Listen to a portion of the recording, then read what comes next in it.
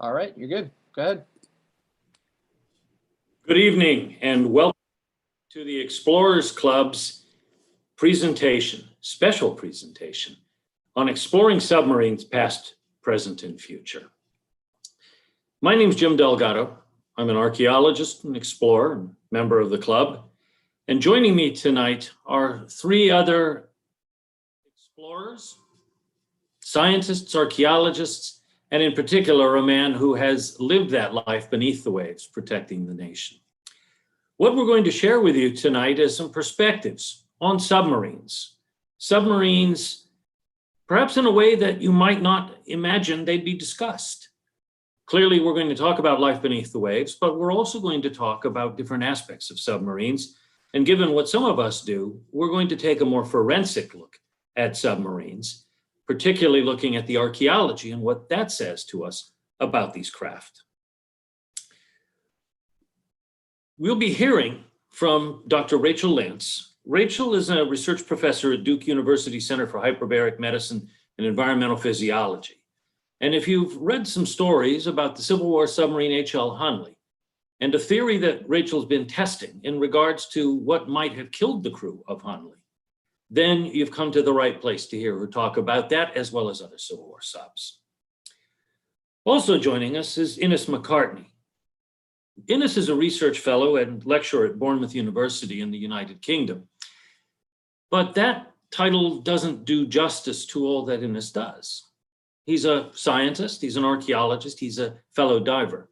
And much of his work is focused on reading the past and using that to analyze what historical records may or may not be reflecting in regard to the truth. Also joining us is Fred McLaren.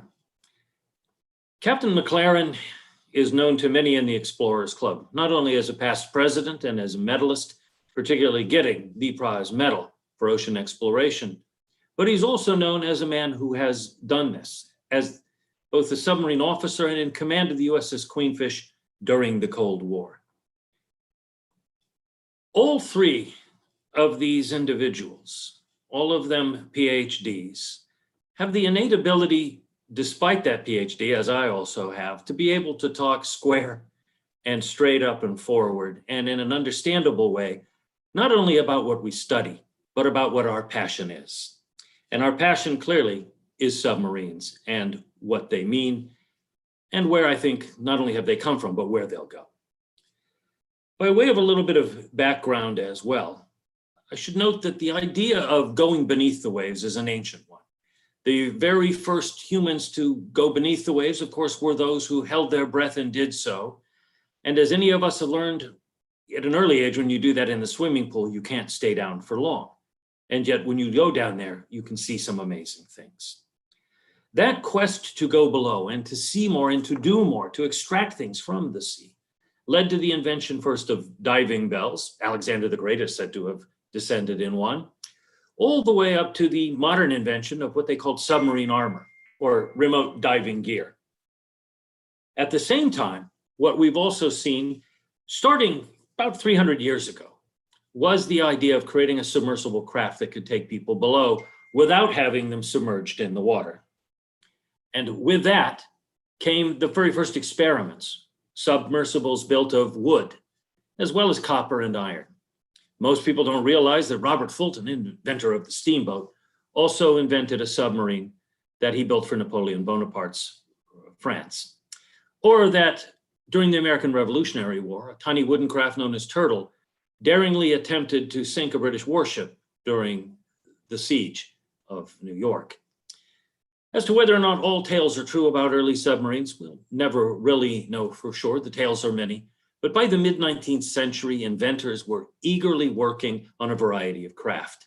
While we know of a few, others have passed into obscurity. It seemed for a while in the 19th century, an age in which all things were seemingly possible, that most nations had inventors working on submarines. During the American Civil War, of course, however, we saw, while submarines had been earlier built for work in harbors and for exploration and for salvage, they now turned to a purpose for which they would become better known, and that was in war. Hunley, as we'll hear, is the first submarine to successfully execute, attack, and sink a combatant vessel in time of war in February of 1864, and that would not be repeated until World War I, when a German U-boat did so in 1914, sinking first HMS Pathfinder, and then in quick succession after that, three other British warships quickly sunk: Aboukir, Cressy, and Hogue, heralding a new type of deadly warfare that would take hold in not only World War I, but in World War II. Any of us who grew up during or after World War II know the stories from our various nations of that submarine war, of the various battles, particularly the Battle of the Atlantic, the largest, the biggest, the most involved conflict in World War II. And as well, following that, coming with peace, the harnessing of the atom to the type of craft that Captain McLaren commanded and also has studied. And in particular, thanks to the invention of nuclear power, the submarine, which frankly before then was really a submersible, traveled on the surface and dived. With the nuclear submarine came the true submarine, a craft capable of spending most of its time underwater. And so that's how submarines evolved, and that's the fast story. But now what we're going to do is hear from our experts to learn more about these craft. They're joining us variously from North Carolina, from Penzance, which means that Dr. McCartney's up late, Dr. Lance not so much, and Captain Dr. McLaren from Colorado, which means he's got an hour ahead of us all. So with that, with thanks, I'd like to introduce you once again to Dr. Rachel Lance. Rachel. Hi, thank you. Yeah, thank you for doing the preliminary submarine background as well. Like I said, this is a topic that obviously a lot of us are passionate about. And I have my doctorate in biomedical engineering. So part of the work that I did for that was in underwater explosives.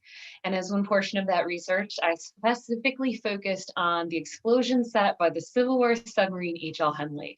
So I'm going to talk a little bit about Civil War submarines and submarine development in that time period in general, because it was kind of an exciting moment in submarine history, as well as that explosion in particular. All right, so I have a little presentation. It is all pictures, no text, don't worry. So we're gonna share some historical images as well. So I've titled my talk, Civil War Submarines, Everybody's Doing It. And the reason for that is gonna become very clear shortly as I start to get into this history. But basically, let's think about April 1961, or April 1861. So the known abolitionist Abraham Lincoln has just been elected to the presidency of the United States. And the southern states, where their economy is largely built on slavery, are concerned that he'll bring this position into office. So they start talking amongst themselves and wondering how is the best way for us to preserve this institution of slavery that powers our economy. And they decide that the best route forward is secession. So early spring 1861, the southern states start declaring one by one their intentions to secede from the Union, South Carolina going first. Now, what was interesting about this to me is that they didn't have as much industry as the North. They had about a quarter of the fighting age population as the North. And depending on the historian you're talking to, the size of their Navy was somewhere between 0 ships and 10 ships. So it wasn't a very optimistic situation, but they didn't think a war would start. What happened was then, when the North proved that they were going to try and keep the South in the Union by force, they came up with something called the Anaconda Plan, which meant because they knew the southern states would be relying largely on their ports and harbors, that naval warfare would form a critical part of the coming conflict. And they decided to choke the Southerners out by surrounding all these ports and harbors so that they couldn't get any supplies or technology from their allies overseas. Now, obviously, this is where submarines start to come in. So this to me is an interesting part of the story because at this time, they called these devices infernal machines. And they meant that both literally in that they were coming from below the surface of the waves. And they also meant it metaphorically because these things are thought to have been thought up and concocted straight from the bowels of hell. They were not considered quote unquote ethical warfare during the 1860s. a real soldier looked you in the eye and gave you a chance to shoot him back, which obviously today is kind of a preposterous concept. But at that time, this idea of using stealth and subterfuge, even though it was going to be critical to the South having any chance of surviving this war, was considered a lack of ethics. Which is why I named the title of the talk, Everybody's Doing It, because both sides of this conflict were lampooning the other side for working on submarine development while also building their own. That takes us to fall 1861, New Orleans, Louisiana, the kind of, as I like to think of, a ragtag group of Horace Hunley, James McClintock, and Baxter Watson get to work. Now, they've already got a machine shop that they work out of because Watson and McClintock are engineers. They work on steamships. And so what this means is they have steamship parts at the ready. They turn out their first submarine prototype, which is known as the CSS Pioneer. These are private citizens. They are hoping to go and help the Confederacy by sinking Union ships, which will then earn them a reward. So they were getting cash prizes because the Southern official Navy was so non-existent. So this is a drawing of the CSS Pioneer. It was made after the end of the war, after this Pioneer was salvaged from the bottom of Lake Pontchartrain. And I've included a little thumbnail in the upper right of the sketchbook where this was done by a soldier who was just kind of wandering through the South, sketching scenes of the war. Now, I think that the submarine Pioneer is a really important piece of submarine history, in part because it was one of their first prototypes, in part because they learned that these extreme tapered ends don't work. They create a very unstable vessel that'll tilt and dive, but also because the initial testing of this boat was done in Lake Pontchartrain, and it was done as a public demonstration. So these are people who are already feeling the difficulties of war and short supplies, and they go to see the submarine, and it's kind of a carnival-like atmosphere. But because it's a Confederate state, the people who were doing the demonstration, which was Horace Hunley and his partners, actually forced slaves to be the pilot of this submarine. And this is a story that's been very controversial. There have actually been modern efforts to actively suppress it, but there's sufficient historical documentation to support that this test occurred. And those two slaves, because of the unstable design of this boat, died inside of it and were recovered later. This to me is important because it means that people who are developing these technologies can be both brilliant engineers and complex and deeply flawed human beings at the same time, which is something that we encounter a lot in history. Okay, so naturally the Union, while saying the South shouldn't be doing this, is doing the exact same thing. And so here's a drawing of their submarine that they were working on, which was designed based on a French concept. And you can see out the sides on the right, or on this bottom drawing, there are little oars. And so their idea was that they would have men seated inside of there, and they would also be hand cranking, which you can see in the cross section over the right, you see that hand crank, and they would be cranking these oars, which now to us today sounds kind of ridiculous, but at this time there had been so little success in this field that kind of all of the cards were still on the table. There were still submarine attempts with wheels on them at this point in history, so they could roll along the bottom of the ocean. That one, of course, did not work very well either. It actually sank in transit as the Pioneer sank in Lake Pontchartrain. Horace Hunley and his partners had a second submarine called the American Diver, which also sank. That one is yet to be found. So actually, if anyone's out looking for shipwrecks, please go find the American Diver. That would be great. But after that, they bring us the HL Hunley. The Hunley is important because it was originally named the Fishboat. And the reason it got renamed is because Horace Hunley would actually die in it himself. He learned some of the lessons from the design of the Pioneer. You can see now we have more of these blunt bow and sterns. It's starting to look a little bit more like a modern submarine. So he learned that lesson of buoyancy, but they still didn't learn to make the submarine positively buoyant, which was something that America in particular didn't really learn until the USS Tang went down. But so he ended up having the same experience where something went awry during a dive, and he plowed this into the bottom of the ocean and was not able to escape. So he died with the other 7 crew inside, the other 7 of whom were all in there hand cranking away to turn the propeller. So by this point in time, everyone is getting desperate. The Anaconda plan is working. People are trying these prototypes. Nothing is quite panning out, but one place that is still remaining standing is actually the place where the war started, and this is Charleston, South Carolina. The guns at Fort Sumter were the first battle, or the first significant battle, and the North kind of focused their wrath and their ire for why they're in this miserable war on Charleston and on Fort Sumter. So this is an image of Fort Sumter that was taken close to the end of the Civil War. And you can kind of see here the just sheer quantity of destruction that's going on and how much these people are being bombed on a nightly basis by the Union ships that are blockading their harbor as part of this Anaconda Plan. One of those ships was the sloop of war USS Housatonic. So this one, turns out, was the closest to downtown Charleston, which is going to give it a bit of an unfortunate fate. But this boat was positioned about 4 miles offshore, and that's why it becomes involved again with the story of the Hunley. February 17, 1864.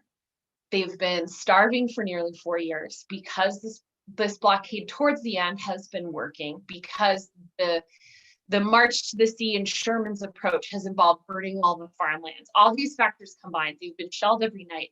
So they have this crew of 8 men who climb through the conning towers of this vessel. And it is finally time. The Atlantic is smooth enough that they're ready to go on their mission. And they load their boat up with what they called at that time a torpedo. So during the Civil War, torpedoes were stationary, and this is going to be critical to our development of submarines later on, but you can see it down in the lower right off the bow. If anyone wants to play around more with the Hunley and look inside and what it looked like inside with the crank, this website on the bottom, vernionera.com, is really great. He has a 3D model up there, and you can look at all the little bits and pieces. So 7 of them are seated at the crank.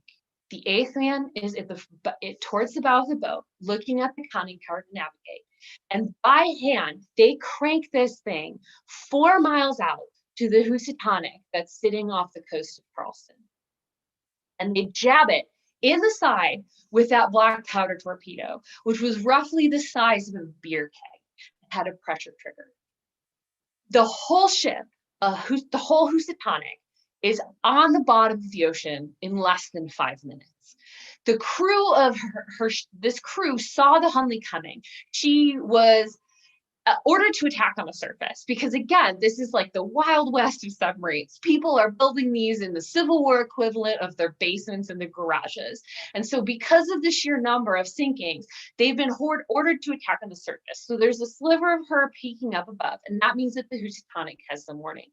They all make a mad dash for the bow of the boat. They're climbing into the rigging. They're dangling from the rigging and from the sails.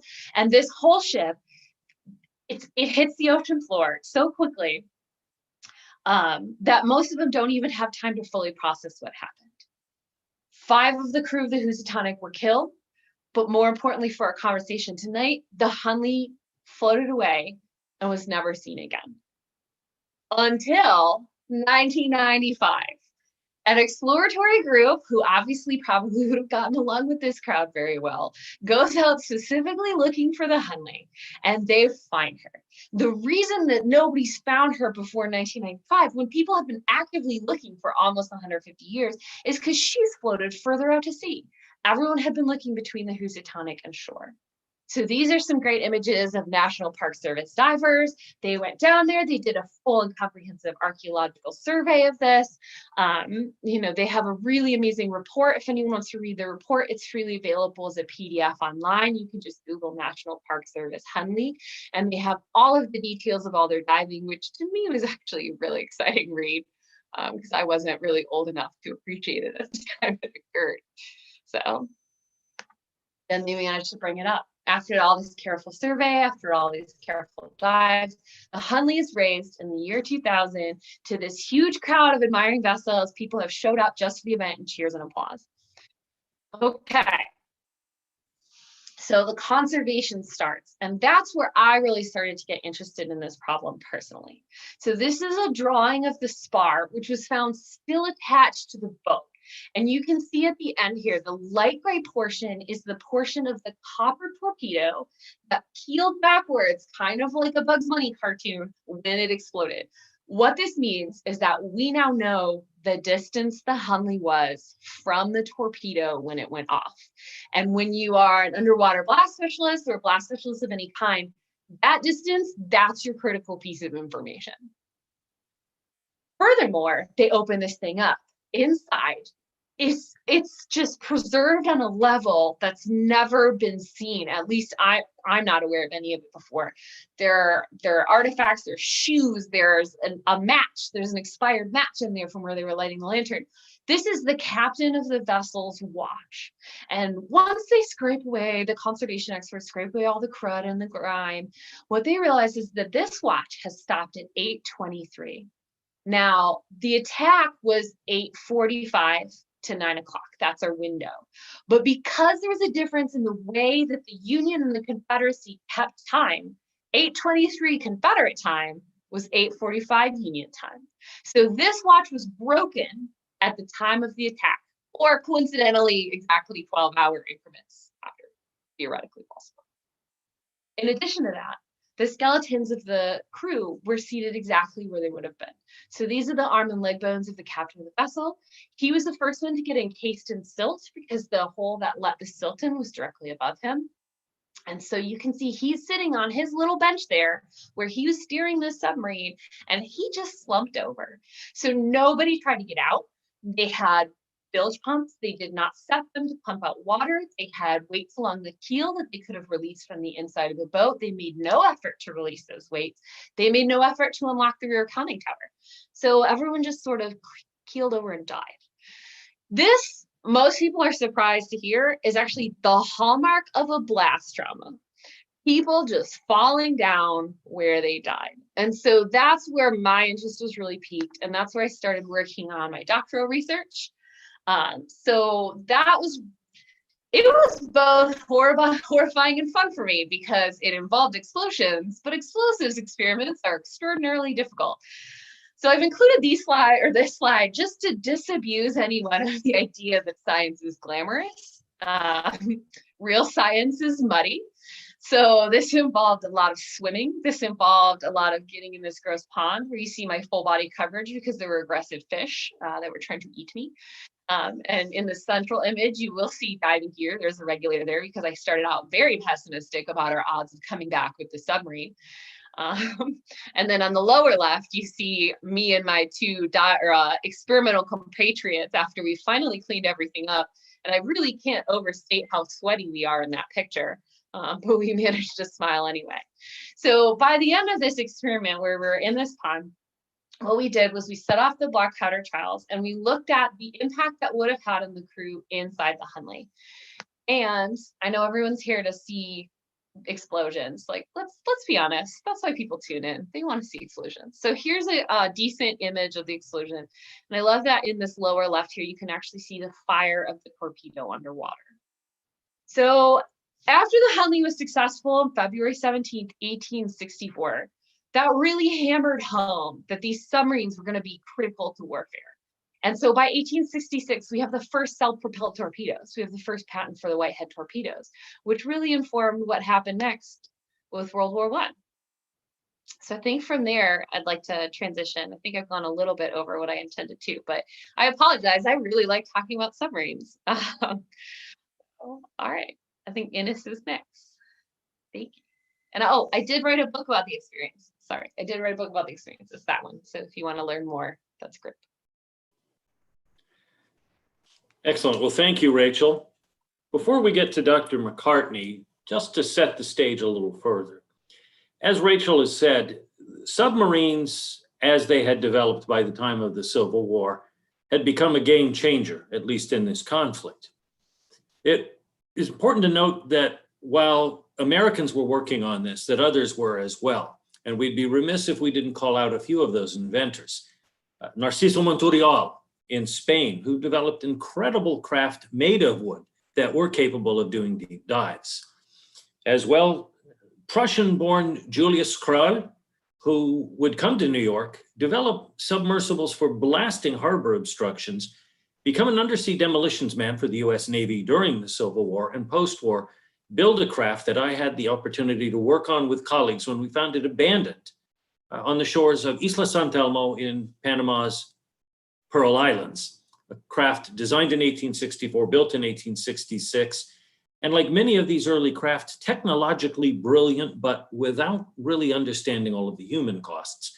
Because in the case of that craft, they'd figured out ballasting and diving and submerging. They were able to take that craft down with flooded ballast tanks that could be blown free of water by compressed air and come to the surface. But that same compressed air could also be used to pressurize the compartment to create what we know as a lockout chamber. In other words, at the same ambient pressure at depth, you could open a hatch at the bottom, reach down, and in the case of this sub, hopefully scoop up pearls, as well as other lost treasures.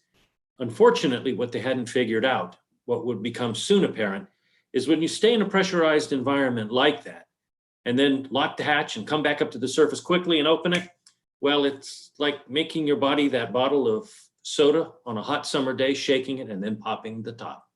We call that painful result of the bends, if you survive it. Others who also invented these craft included Brutus de Villeroy, who came to the United States from France. He was the inventor of the alligator. And typical of many inventors of the day, when asked what his profession was in the US Census, replied, natural genius.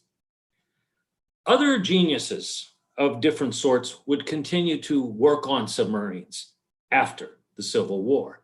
And they hailed from all sorts of nations, and in different ways, all contributed to the ultimate development of a craft that would prove to be an effective weapon of war. The ultimate prize in terms of selling a submarine to the world's navies went to Irish immigrant John Holland, who began his submarine explorations in New York Harbor, as well as off of New Jersey, just around the time of the Civil War and after. His craft, ultimately adopted by the US Navy, was also adopted by other navies. And for a while, it seemed to take the lead, but it was German inventors in particular who carried it forward to a new and incredible depth, if you'll pardon the pun. The Germans had started working way back, particularly with the invention of the earlier submarine shaped like a fish known as the Brandtaucher, which was an incredible craft to the 1850s. But what ultimately won the day were the craft built by the Germans that would see effective use in World War I, as well as their successor submarines in World War II. Dr. McCartney has studied these craft, not only from the perspective of having explored, dived, and documented their remains at the bottom of the sea and writing books about that, but also through a very careful analysis, not only with the physical record, but also the written record. And with that, it's my pleasure to once again welcome you all to hear from Dr. Innes McCartney. Innes, it's yours. Thank you to everyone for coming along. I'm going to share a presentation with you now on my work on U-boats, which should come up onto your screen. Right, so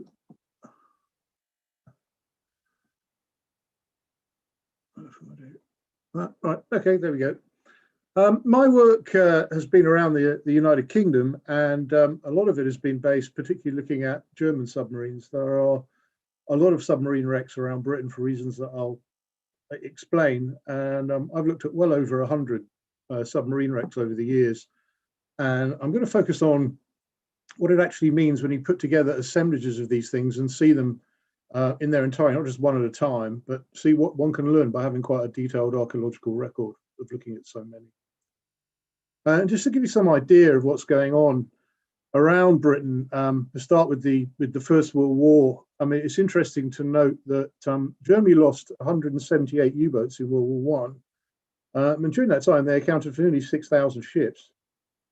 When you compare that to the German Navy's record in World War II, where it lost more than four times that many U-boats, and it accounted for half the number of ships sunk. So in terms of ships, U-boats built and ships destroyed, the effectiveness of the German Navy in the First World War was significantly greater than anything it managed to achieve in World War II. And at one point in 1917, it got very close to causing Great Britain and, of course, its allies, and latterly the United States as well, a great deal of trouble when it came to getting supplies across. So we have a massive archaeological record around Britain. About 40% of all of the shipwrecks around the UK that lie in more than 20 meters of water were put there in the First World War by U-boats. And there's an enormous number of U-boat wrecks around the UK as well. And we know where a lot of these are. In fact, we know where most of them are now, predominantly because we have some of the best surveyed waters in the world. If you look at the chart in the middle, you can see that all the areas that are in pink and red have been surveyed digitally. And the wrecks are on charts. And if you go to the UK Hydrographic Office, you can look at the details. Usually, if there's a description given, perhaps sometimes an image, it's quite easy to pick out the submarines because of the dimensions, and it generally says they have a central high point. So over a period of 17 years, particularly in the English Channel, but also in other places as well, I went around and started diving these sites. And in a lot of cases, I was the first person to see them. I would take video and attempt to identify them, then compare what I was finding with the record that you see there on the left, which is the Allies' appreciation of where it believed it had destroyed the 178 U-boats at the end of the war. And there were some remarkable differences, and it's those that I really want to focus on. A little bit of a video here. I'm going to try and turn the sound down if I can and just talk over it. I won't show all of this, but during the course of my work on the submarines around the English Channel, it was subject to 5 separate television documentaries over a period of 16 years. So the whole process was quite well documented. This is a relatively early one, and it was focusing specifically on a World War I U-boat that had been found by survey off the north coast of Cornwall in a position where no U-boats are reported destroyed in that list that I showed you. So what we did, with the help of the television company, they got us a barge that sat us over the site that was in over 60 meters, about 250 feet depth. So this was all trimix diving. We were able to go down and over the course of 2 days, identify the submarine by using a methodology which is very well established for World War I U-boats, which is to find the shipyard identification markings which can be found on the propellers. And that actually gives us a U-boat number.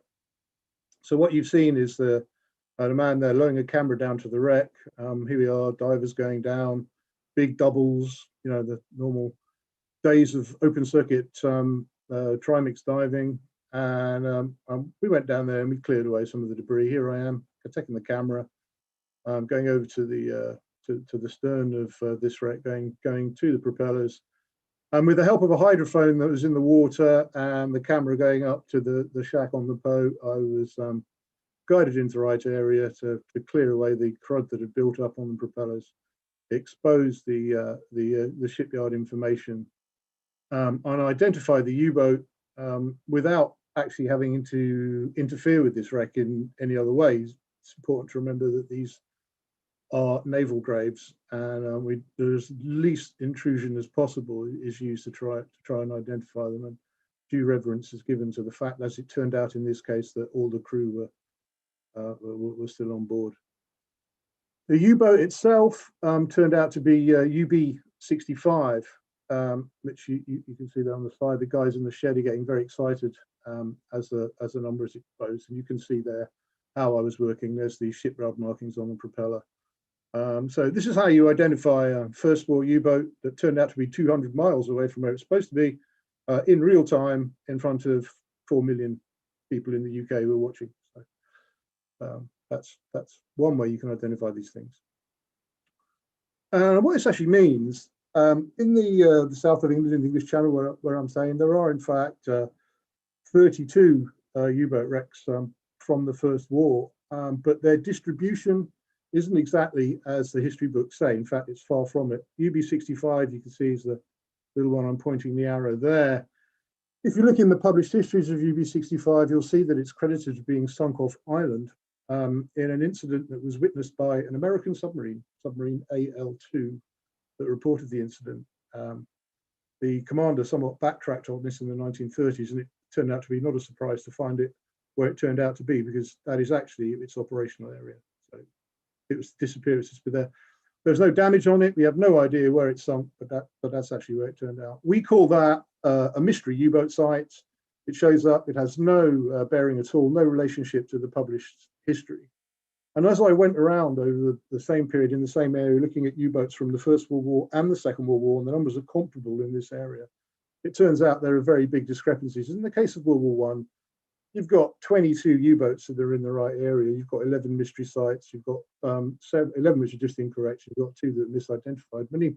Using the methodology of using all of those data points without double counting numbers, what you find is that the published history of U-boat losses for World War I in this area is only 48% right. So for 100 years, guys, all the books you've read about where the U-boats were destroyed is more than half wrong. When I was at school, 48% was fail. And, this points to some systemic problems inside the Royal Navy, inside its intelligence division, as to how it was assessing where the U-boats are being destroyed. And you can then go back, as I'm going to show you now, and actually see why these happened. But you've no possibility of doing that unless you've got a detailed archaeological record.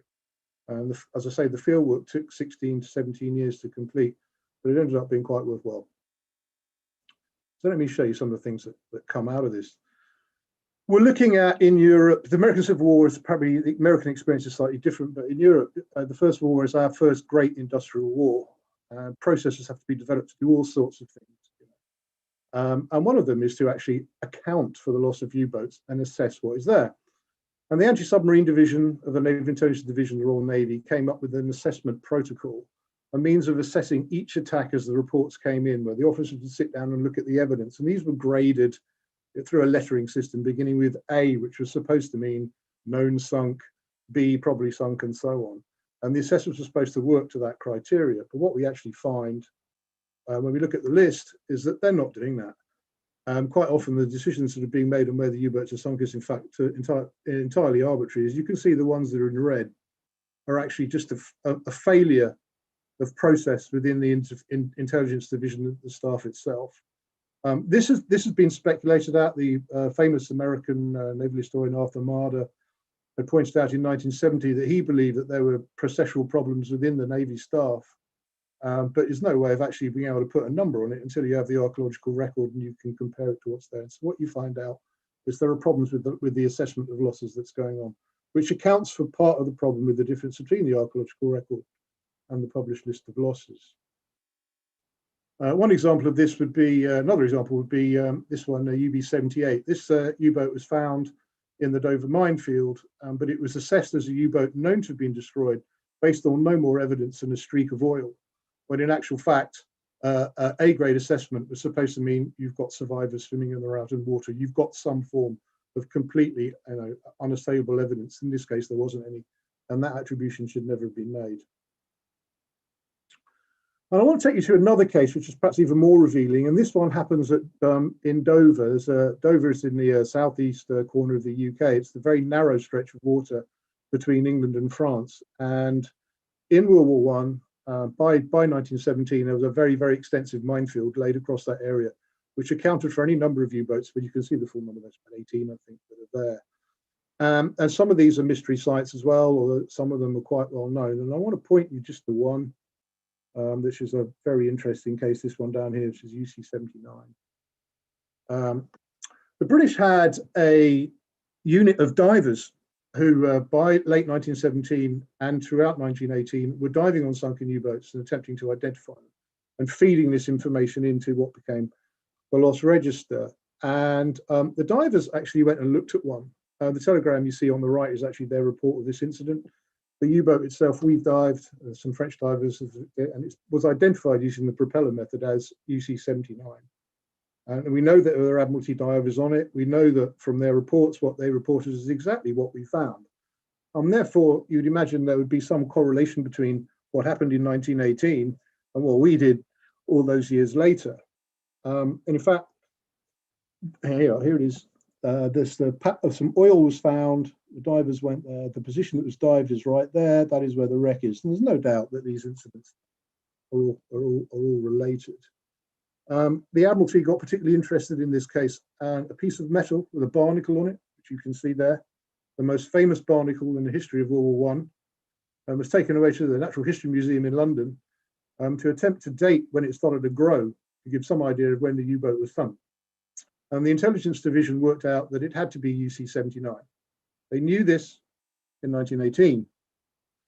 So it's no surprise, or you would think it would be no surprise that when we dived it by the propeller method, we came up with the same number. But there is a problem. And the problem is that it doesn't appear in the loss register at that position. Because the intelligence division had already decided that UC-79 had been destroyed by a British submarine several months earlier.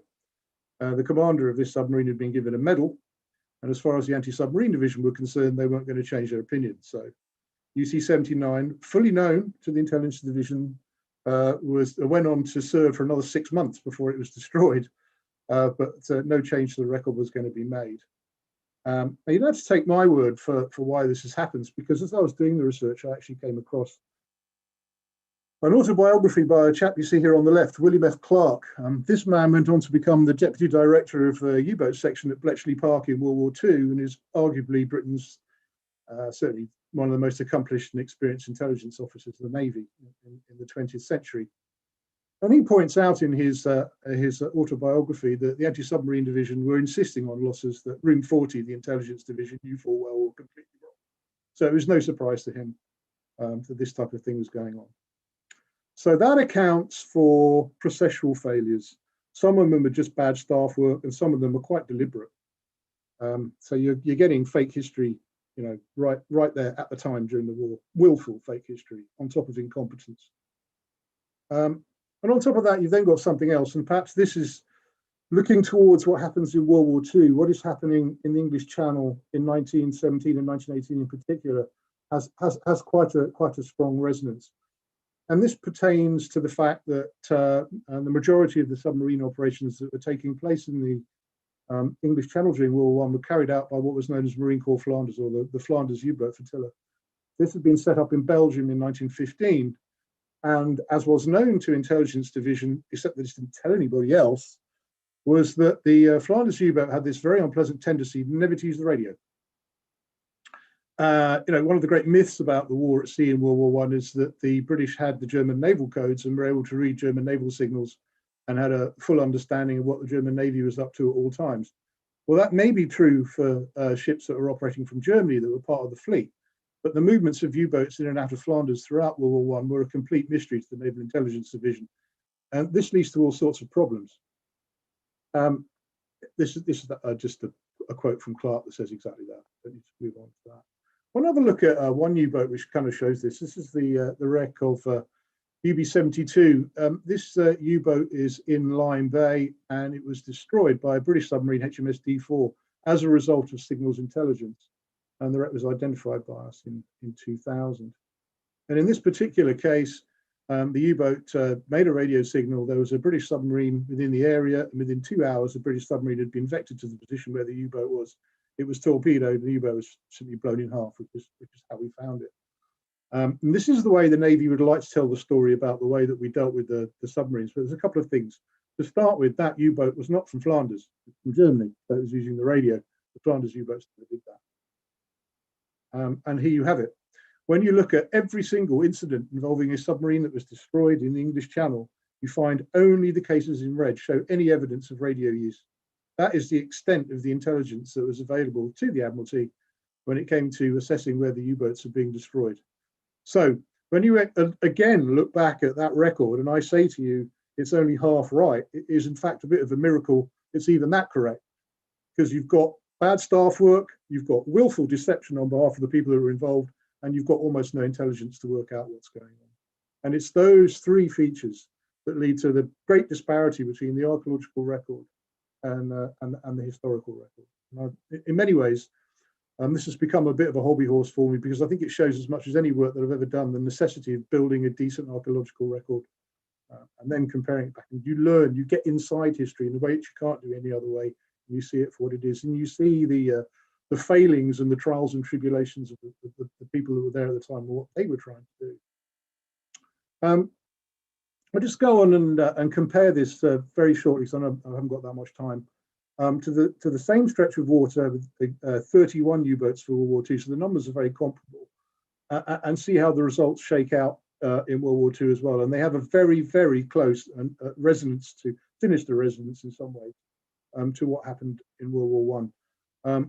This U-boat may be familiar to some of you who've watched television documentaries. There have been 3 documentaries now made on it. This one is the the rubber-coated, Albrecht-coated U-480 that was one of the first Second World War U-boats that I identified in the channel. The numbers are similar. There are challenges identifying some of them because they're very similar, and we don't have the luxury of the propeller method that we have for World War I. But some cases are relatively straightforward. The U-boat you see there on the right was a unique mine layer. You can see the mine chutes are on it. The rest made it easy to identify. The one on the left is the one with the rubber paneling. Now, the first thing is, when you come to staff work, what you find in World War II is that in the intervening years between World War I and World War II, the Royal Navy has set up a staff college, and all of its officers go through that, and they are trained to work to a process. And so what we find with all the assessments that are made during the Second World War is they are made to a process. And I have found absolutely no mistakes in any of that work, and I have seen no willful deception at all. The guys working there were doing a perfectly good, decent professional job as per the rules. But it's taken the lesson of World War I to get a Navy up to speed to fight a modern mechanized war where numbers and statistics are really, really important to taking that forward. So the first thing is no problems with the staff work that's been going on. Problems come with signals intelligence. Now, interestingly, when we look at the U-boats in the English Channel, we're not looking at the whole gamut of the Battle of the Atlantic. We're looking at the last phase that occurs after D-Day. There are no U-boat operations in the English Channel of any import before D-Day, but from that point onwards, the U-boats are coming in there. And this is called the inshore campaign. It's the last phase of the U-boat war in World War II, but it actually has two very, very distinct phases to it. They're very separate. So the first phase lasts until the end of 1944. And during this period, the U-boats are coming from the bases predominantly in France. And they're operating in very much the same manner they had been throughout the Battle of the Atlantic. So there's control by radio. There's a lot of radio traffic going on. The movements of the U-boats are being controlled, and they're reporting what they're doing.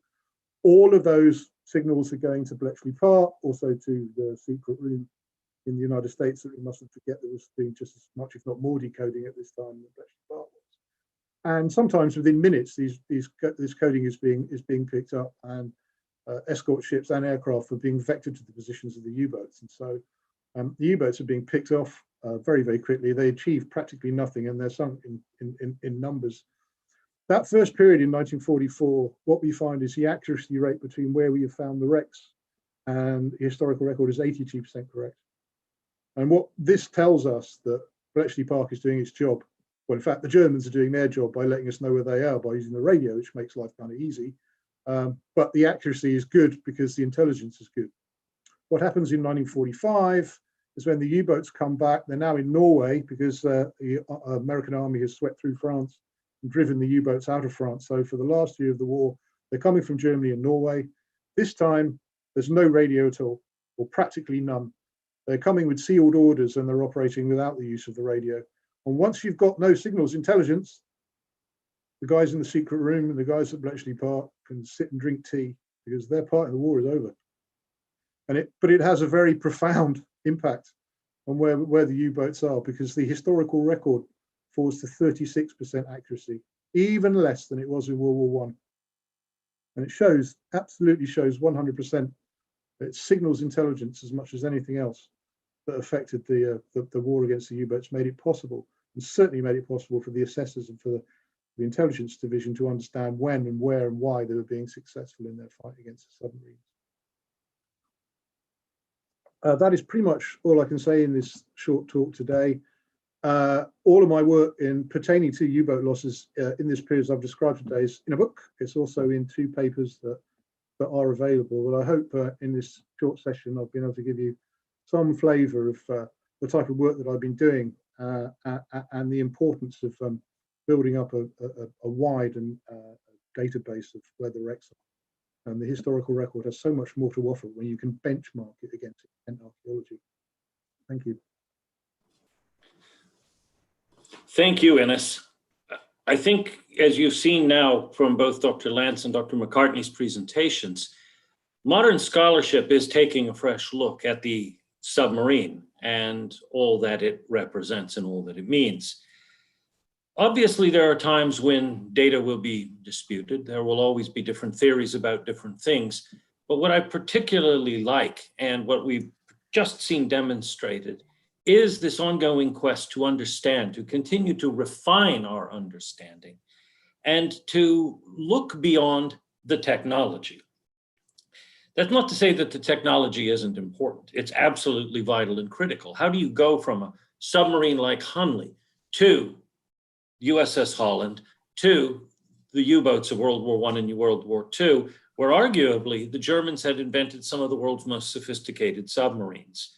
There's obviously design elements that come into play with larger craft, with different types of machinery, particularly the refining of the diesel electric plant, the Dutch invention of the snorkel seized by the Germans and then adapted by others after World War II, or the various Japanese experiments during World War II that saw a variety of craft being built for different types of uses, famously represented at both ends of the extreme by the Japanese Koogata, or the small midget submarines, famous for their role in the attacks on Pearl Harbor, as well as in Sydney Harbor and at Madagascar, as well as off Guadalcanal, or the super submarines of the I-400 class, which were underwater aircraft carriers. With all of that, though, I mean, I think it's important for us to take a step back and take a look at what both of the previous presentations have also focused on, and that's human agency. Indeed, as an archaeologist, what I see more often than not is that I don't study things, and I don't think neither any of my colleagues do as well. We study people through the lens that, as we have come to see, is that which we make, that which we build, and then that which we often say about it. And oftentimes, as we've seen, while error can creep into the historical record, more often than not, the forensic evidence never lies, or at least we all saw that for all the years we watched CSI here in the United States. With that human agency, I think it's important to remember that ultimately it is people that make these things happen, and it is people who, as we've seen in this case, are in harm's way when they go off to fight, particularly in craft like these. That certainly was the case not only with the Civil War, with the crew of Hunley dying, but others dying on Housatonic, but afterwards in other conflicts. All of this made possible by the development of that undersea explosive, the torpedo, which, by the way, got its name from inventor Robert Fulton, who likened his underwater explosive charge to the stunning blow of the electric eel, the Torpedo Nobilianus, which used its charge to stun its prey. It wouldn't be until later in the 19th century when a man named Whitehead in the UK developed the means by which to shoot that from a craft that it gained its name of the automobile torpedo and ultimately became the torpedo that we all know of today. People, as we've said, are really at the heart of all of this. And so after World War II, a number of folks decided that the new future of undersea war, and indeed perhaps the future of war, but also deterrence against future war, would come not only with the development of nuclear weapons, but the harnessing of nuclear power, and in particular adapted to the submarine. That brings us now to Captain Alfred S. McLaren, Dr. McLaren. Fred's experience, I think, speaks powerfully to what many of us have often thought of as the right stuff, with apologies to all of our friends who are astronauts. It takes a particular brand of exceptional human being to put yourself in harm's way, sealed into one of these craft, and then spending prolonged periods of time on silent patrol, unheard, unseen, carrying out patrols that kept the peace and to date have continued to keep the peace. There are many stories that can't be told, even around the fire at the Explorers Club. And Captain McLaren is the keeper of a number of those still classified stories, as well as those that he has been able to share in his books and in his presentations. Captain McLaren is one of the few people I can honestly say I would trust my life to, because I actually did get in a small submersible with Fred, with him driving, when he took the con and put me through the paces of submarine pilot school. I have to confess, I doubt I passed it. Fred passed it for us both and got us out of a difficult situation when the O2 got a little too too thin, shall we say, and brought us up safely and powerfully. Again, a measure of the man. So with that, it is now my distinct privilege and pleasure to introduce to you again, for those who know him and for those who don't, Captain Alfred S. McLaren, American patriot, scientist, explorer, and submarine officer. Captain, the con is yours, sir. Jim, thank you very much. And I think you can hear me loud and clear. And I think now if we can start with a couple of images that I think Dr. McCartney forgot to mention. There on the left, you see U-boats. And on the right, two men looking at something floating on the surface, and they're saying, "No doubt about it, Captain, it's an Italian sub." Okay. Now we can move ahead. Okay, my talk is going to be just about attack boats, because my career of some 24 years spanned the most intense period of not only the Cold War, but the Vietnam War and the Cuban Missile Crisis, all of which I took part in.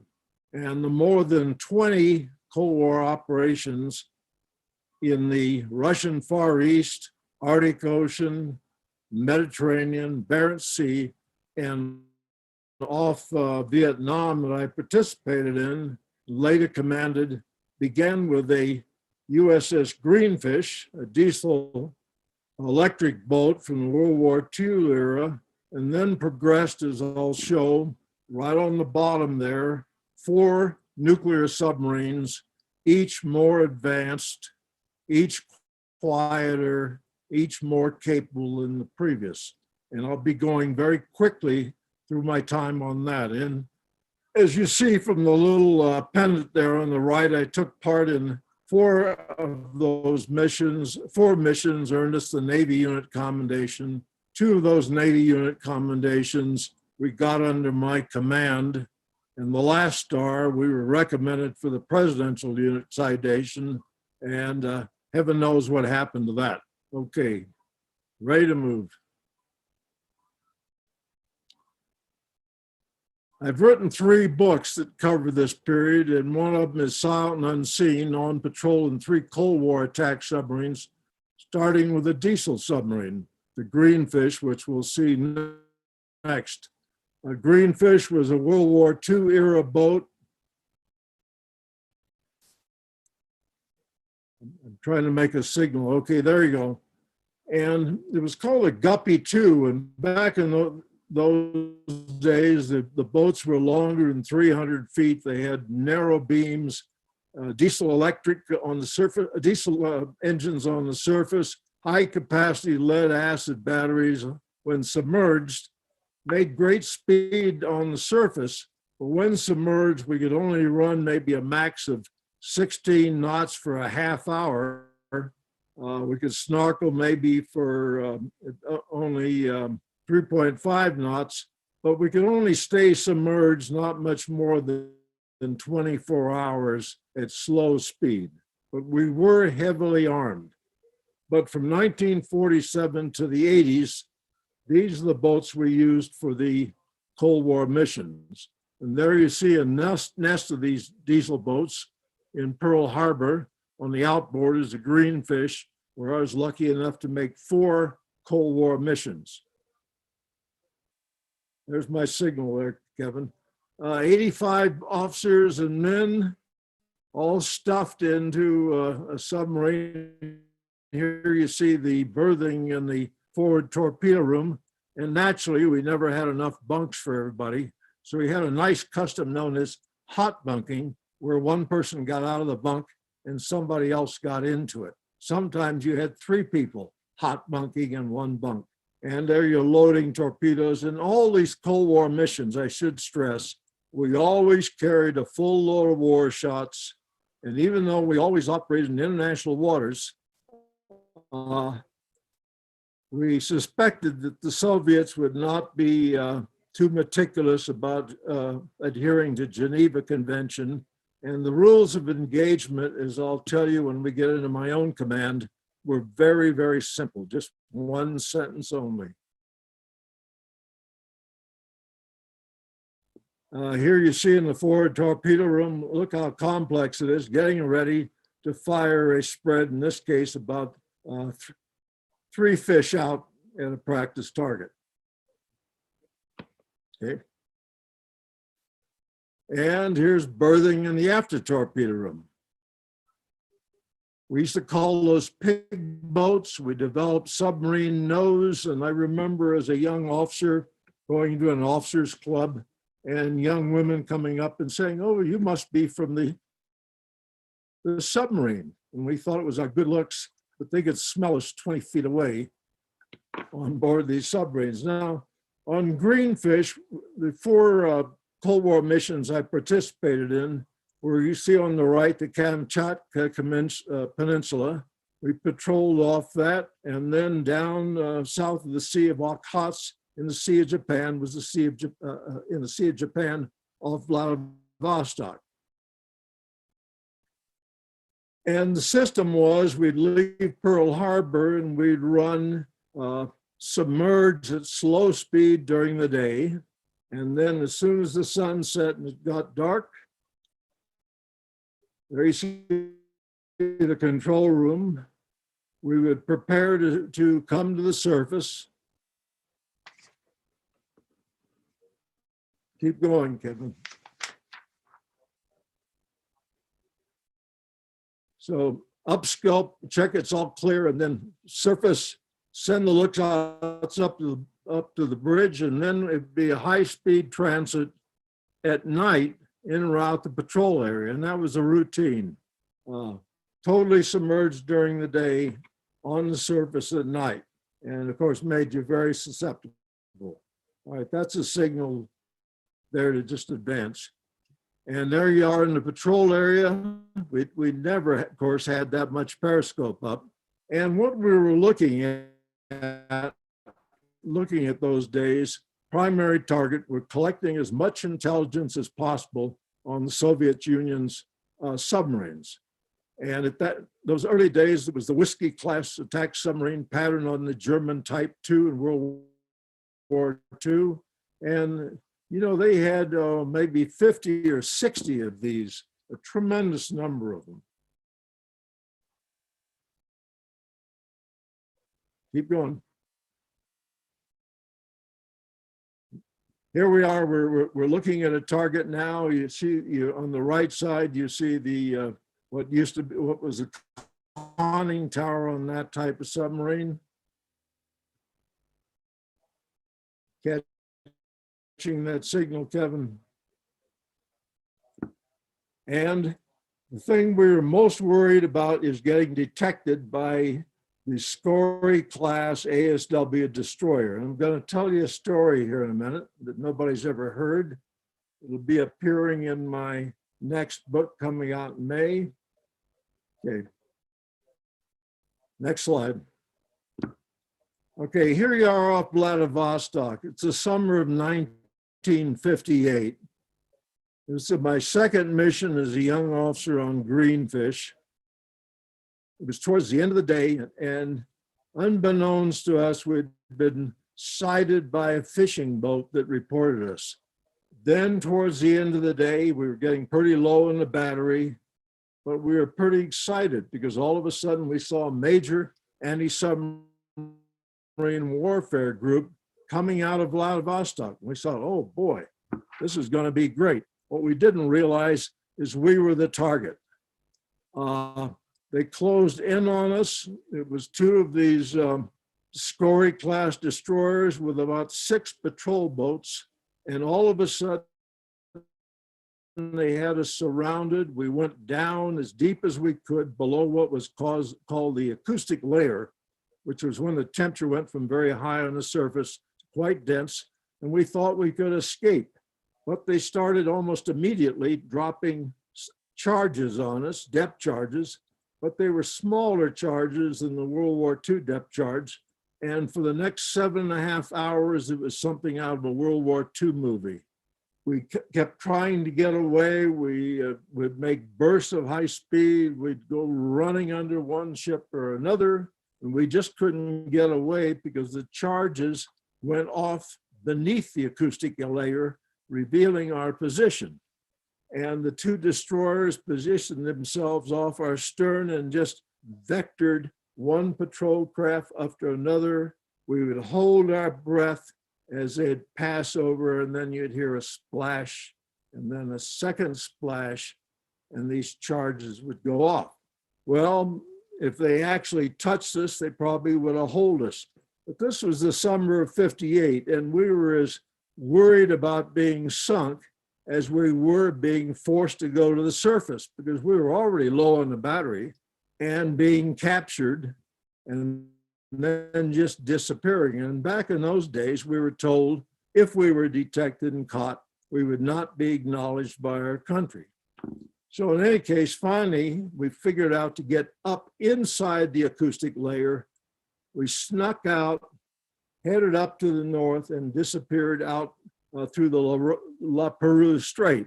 As you can imagine, when we got into Yokosuka after that, submarines being a volunteer service, we had a few people on board decide this was enough submarining for them for a lifetime, and they got off. And of course, it taught me as a potential skipper years later that the dumbest thing to do about operating a submarine is to run around getting detected. And now we get into more advanced Cold War missions. Okay, let's keep going. The signal is supposed to be for Kevin to see and advance the slide. Next slide, there we go. Okay, so from the Greenfish, I went to the USS Sea Dragon, which was the first of the 4 Skate-class submarines. 2 of them had already been in the North Pole. James Calvert had taken the Skate twice. Nautilus had already been in, and then in 1960, Sea Dragon was to be the 4th to go to the North Pole and the first one to go from the Atlantic to the Pacific by the North Pole. And I was lucky enough to be a young officer on there. And as you see, we've now gone to a nuclear power plant, and you notice at the bottom, range and endurance is unlimited. Next slide. 95 officers and men, bunks for 80. Our skipper had a new procedure. No crew member would have to hot bunk. The officers would have to hot bunk. And I had the good luck of sharing one bunk with 2 other officers. There you see Sea Dragon on the surface.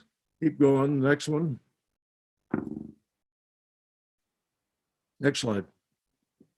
And Sea Dragon had an unusual mission. We were going to head from Portsmouth, New Hampshire, head up to Baffin Bay, and then do the first survey of the International Strait, the Northwest Passage. I think my Canadian friends might dispute the International Strait. There you see the skipper, George Steele, surrounded by scientists and other officers discussing what we're going to be doing. But we were first going to be doing something even more exciting. We were the first and only submarine to ever spend a week looking at the underside of icebergs. And we discovered one that we could not go deep enough to get beneath them. There you see one 380 feet above the surface, reaching more than 1,000 feet beneath the surface. And that profile of Teddy Roosevelt was actually there. And there you see what the underside of the icebergs look like on the right. And we used to think that the ratio was 1 above, 7 below, but we found after going under some 32 icebergs, the ratio could be 1 to 4 to 1 to 22. Now we're going to survey the classic Northwest Passage. You see the Lancaster Sound, the Barrow Strait. Okay, keep going. Next slide.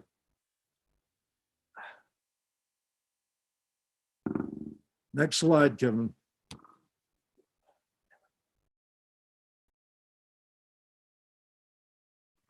Kevin? There you see me as a young officer, as a diving officer there as we're going to the Northwest Passage.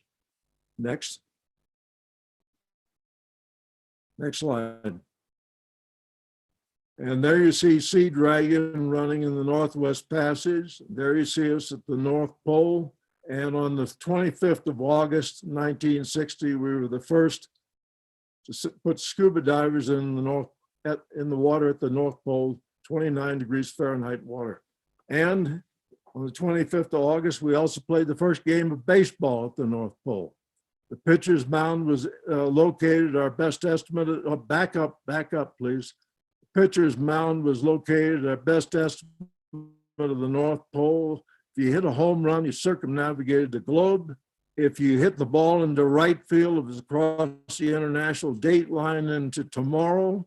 If the right fielder caught it, he threw it back into yesterday. And sliding, of course, took on new meaning. You might hit the bag okay, and then go another 20 feet and be put out. That baseball is now in the Baseball Hall of Fame. Okay, keep going.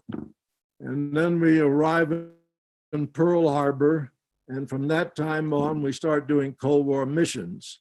As you'll see in the next slide, again, it was going to, well, this is interesting. This is a tattoo that many of the crew members had put on their arms or their chest or their back following that trip.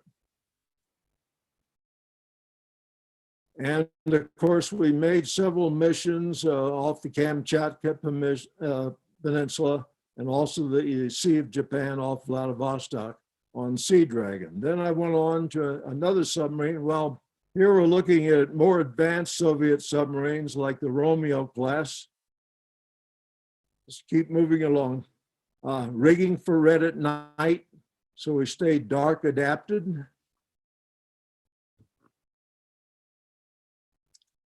And this is the Foxtrot class that we started to see on those missions. And remember this particular submarine because this diesel submarine remained in the Soviet repertoire for a long period of time. And I'm going to tell you about its involvement in the Cuban Missile Crisis. And more advanced ASW destroyers, which we had the good sense to stay as far away as possible from.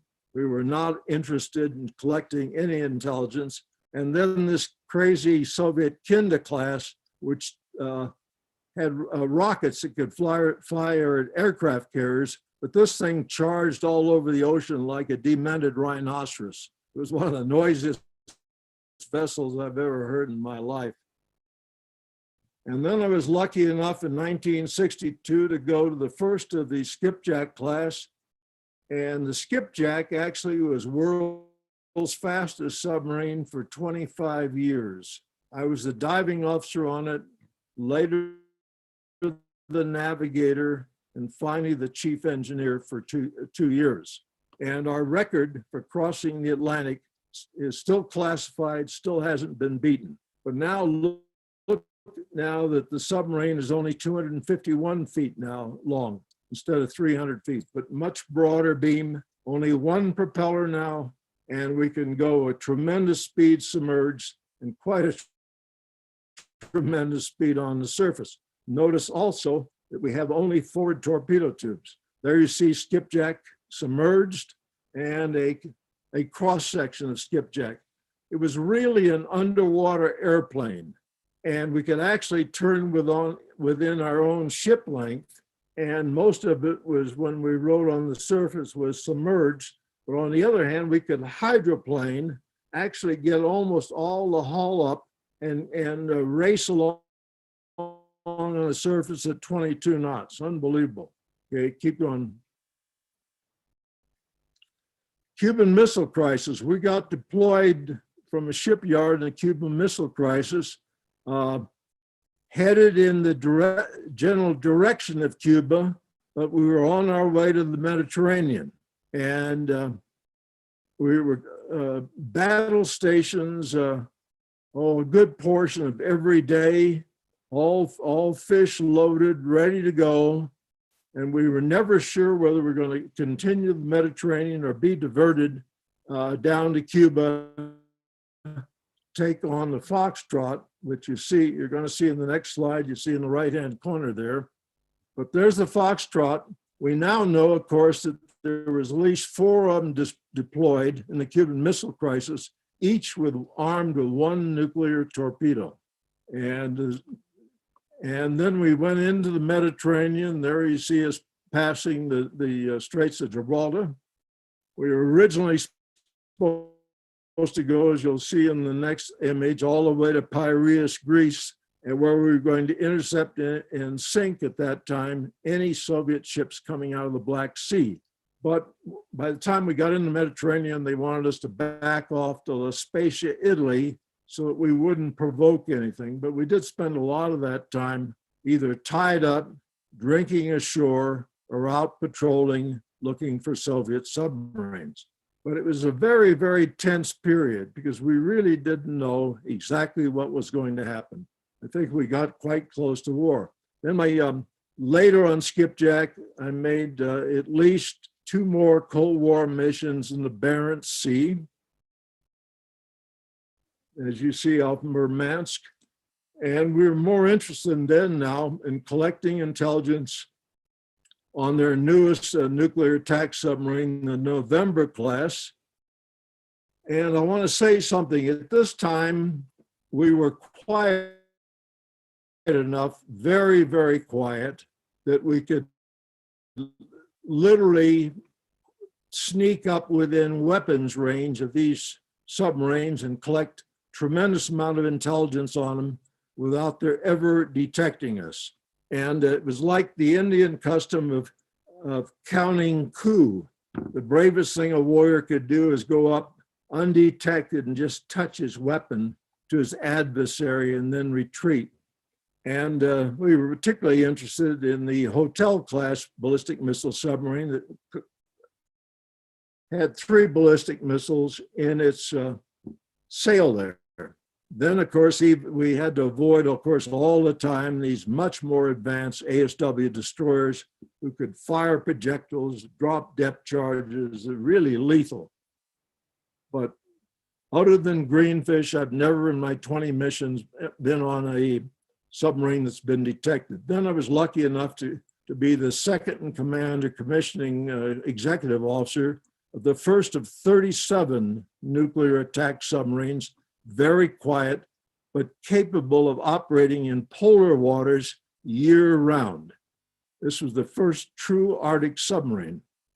And there you see the launch of Queenfish, and on the left corner, what we call the cog, the kindly old gentleman, Admiral Rickover, and less well known was Dr. Waldo Lyon, responsible for conceiving these Arctic trips and the acoustic suit that we used to operate in the Arctic. All right. Next, and there you see on the left, these submarines, and we no longer call that projection the conning tower, it's called the sail. And the top of the sail and the top of the rudder was strengthened with HY80 steel, which enabled us to break through 2 meters of ice routinely without any damage to the submarine. On the right, you see all the cones projecting out, showing our sonar coverage. And there's a view of the tail end of Queenfish taken down the tongue of the ocean. We couldn't quite turn in our own ship length, but a beautiful maneuvering submarine. So I was with her from the time she was just a keel in the shipyard and took her to sea. We tested out in the Arctic, and then I returned to take command later. Then I spent 4 months in between being a student at the Naval War College and an instructor there on the first of next to last of 14 submarines of the Thresher class. And as a command watch officer, standing watch every 4 hours, we went into the Barents Sea on patrol again. And as you'll see in the next slide here, we went looking for a very, very special submarine, the Victor class attack submarine, and we remained with this submarine for almost 2 months as it searched all over the coast of Norway for ballistic missile submarines. Well, it never detected any, It was too damn noisy, but we had a lot of fun. And then here's my third book coming out next May, Emergency Deep Cold War Missions of a Submarine Commander, and 2 pictures of Queenfish. As I said, I was with Queenfish for 2 years, came back and took command of it for another 4. There you see the control room of the submarine. And within months of my taking command, we went off on our first Cold War mission off the Kamchatka Peninsula. And as you'll see in the next slides, we were very interested in a number of submarines. This particular one you'll see in my book, the Soviet Golf II. It's a diesel-electric ballistic missile submarine, 3 ballistic missiles in the sail.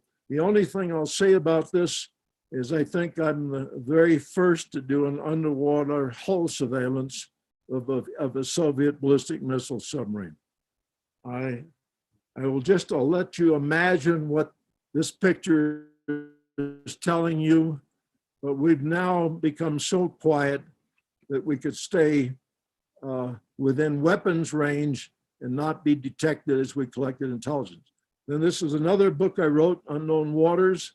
My next mission after that Cold War mission was to do really the last great underwater exploration in the Arctic, was to survey the entire Siberian continental shelf under ice.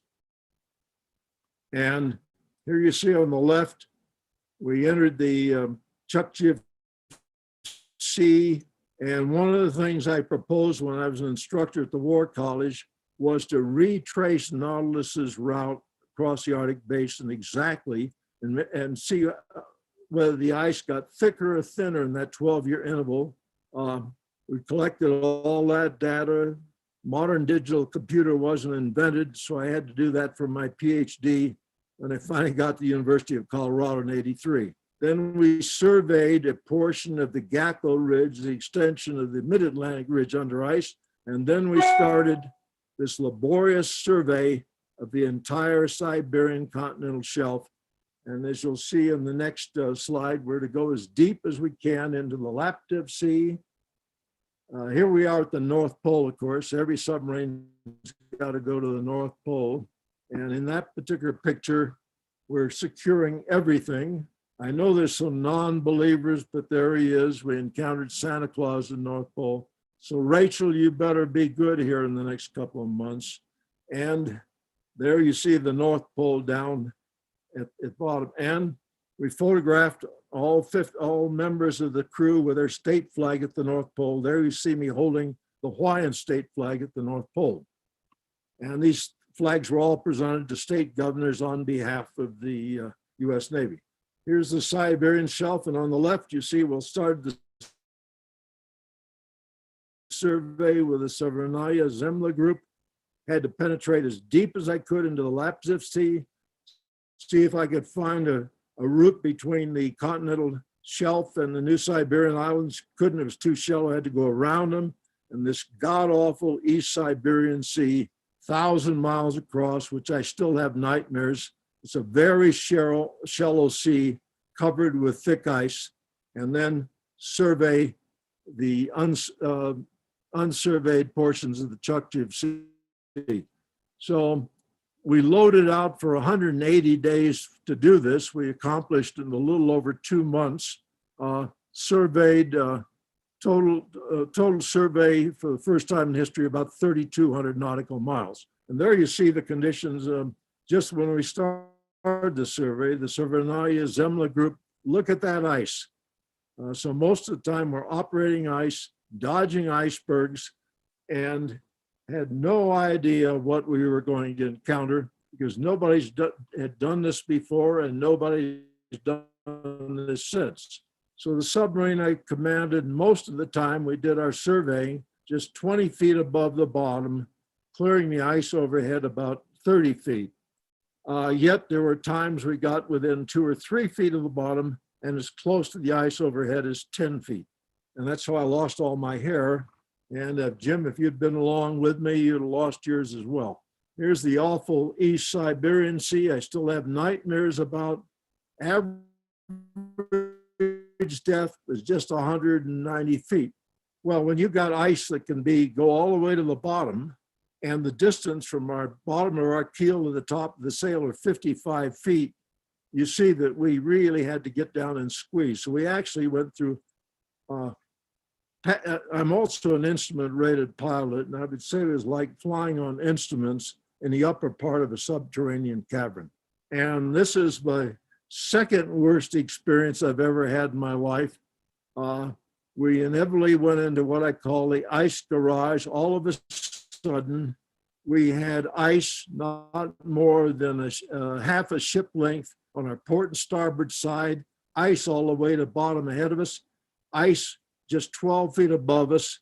We'd inadvertently wandered into this as we were tracing a 30 fathom curve, and all we could do was just stop and hover about 4 to 6 feet off the bottom and just back slowly out.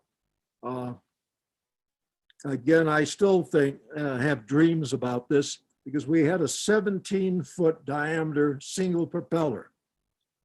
Let's back up just a bit on that slide. Well, anyway, to get out, when you back with a single screw vessel, it has two nasty tendencies. It'll back to port and it'll squat. Well, getting out of this ice garage, that was not an option. It seemed like an eternity, but it took us about an hour and a half just to successfully ease out. Okay, keep moving. We got finally cleared the Chukchi Sea. We also had to find a brand new passage to get out of here called the Harald Sea Valley, and that's discussed in the book. And here we were returning to Pearl Harbor. All right, that was my second mission, and I hadn't had command even a year yet. Then we went off to, we had just 2 months in port. We were then deployed to the Western Pacific for 6 months, and my first mission was off the Kamchatka Peninsula. I'm going to let you read the book, but I'll just show you something. We're out there looking for Soviet submarines of interest. And I'm looking for a very special one on this trip. You know about the movie Hunt for Red October. Well, I'd gotten the word unofficially that a Yankee-class ballistic missile submarine was commanded by the Soviet Union's most experienced skipper, was going to be going from the Atlantic to the Pacific via the North Pole. I was to try and intercept him. Well, all I can tell you is I didn't intercept him. However, I did get him when he went back out on patrol. And I'll let you read my book, Emergency Deep, to see what happens then. Then another mission, after we finished that one, was in the Sea of Japan off Vladivostok. And I'll tell you the worst experience I ever had in my life. I mentioned earlier the acoustic layer. We're in the international waters the whole time, understand, but we just come up to the acoustic layer. I no sooner got the periscope up, and all of a sudden, there's 2 torpedoes coming towards us, directly towards us. There's steam torpedoes. And in a situation like that, if they're war shots, you have you only have one choice. You can blow yourself to the surface, but having already looked around the periscope, that was not an option. And there had to be a little bit of bearing drift. Well, I detected just a little bit of right bearing drift. I didn't want to present any aspect to who fired the torpedoes, so we just edged a little bit to port, and both torpedoes went roaring down our starboard side, the nearest probably within 10 feet.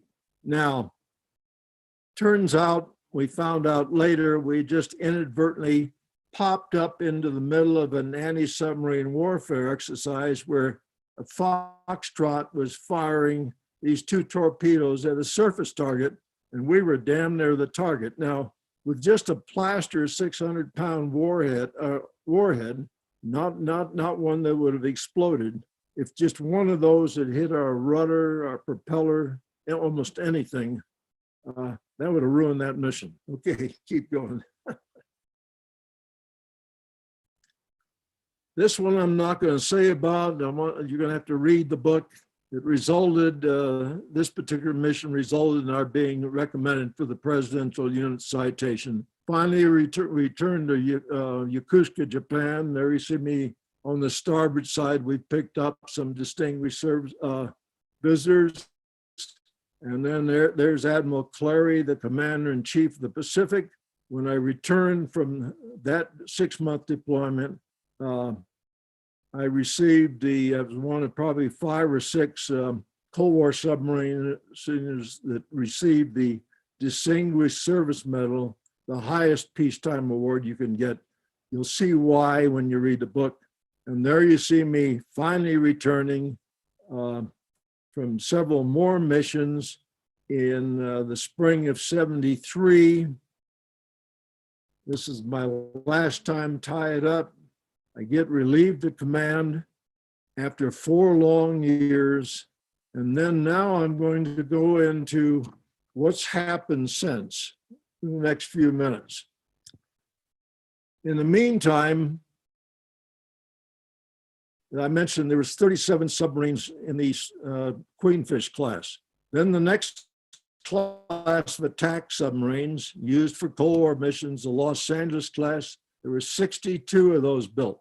There's still some of them still at sea being used for Cold War missions. Then there's a new class of just 3 submarines called the Seawolf class, probably the most advanced attack boat ever made, but very expensive. And then finally the Virginia class, of which right now about 30 are going to be built. That'll give you a hint of what kind of missions they're on. Okay, keep going.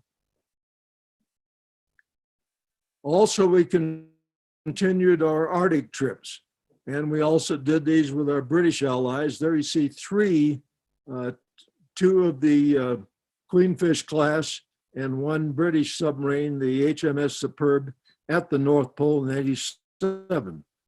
These trips continued every year.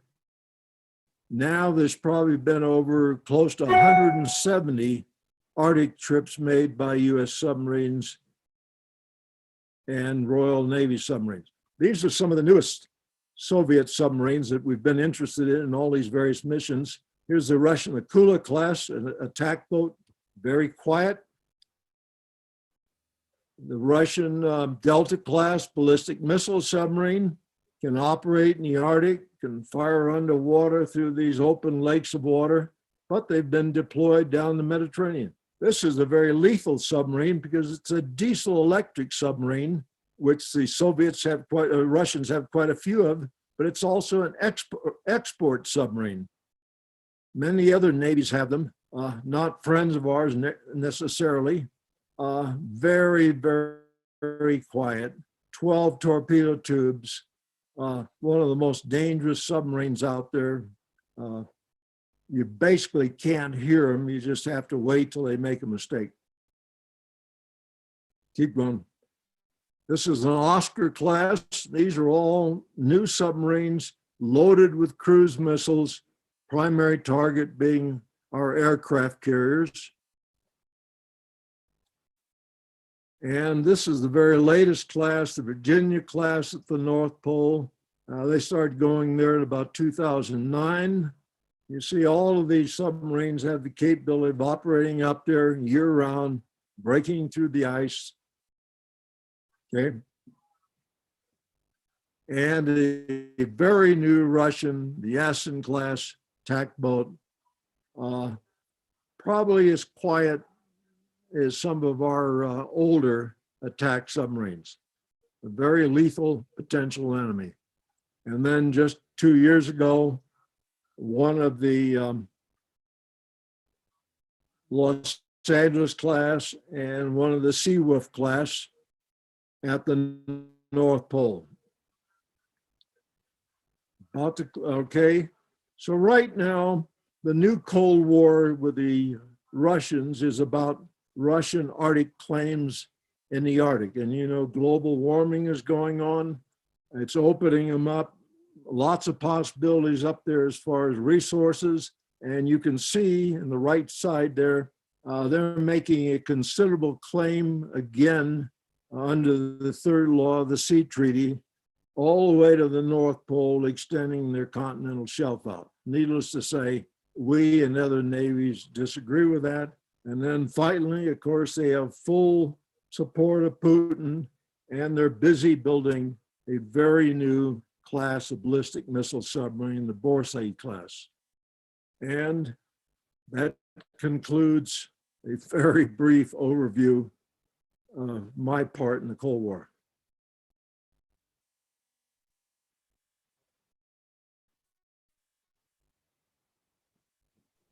Captain, Unmute. thank you.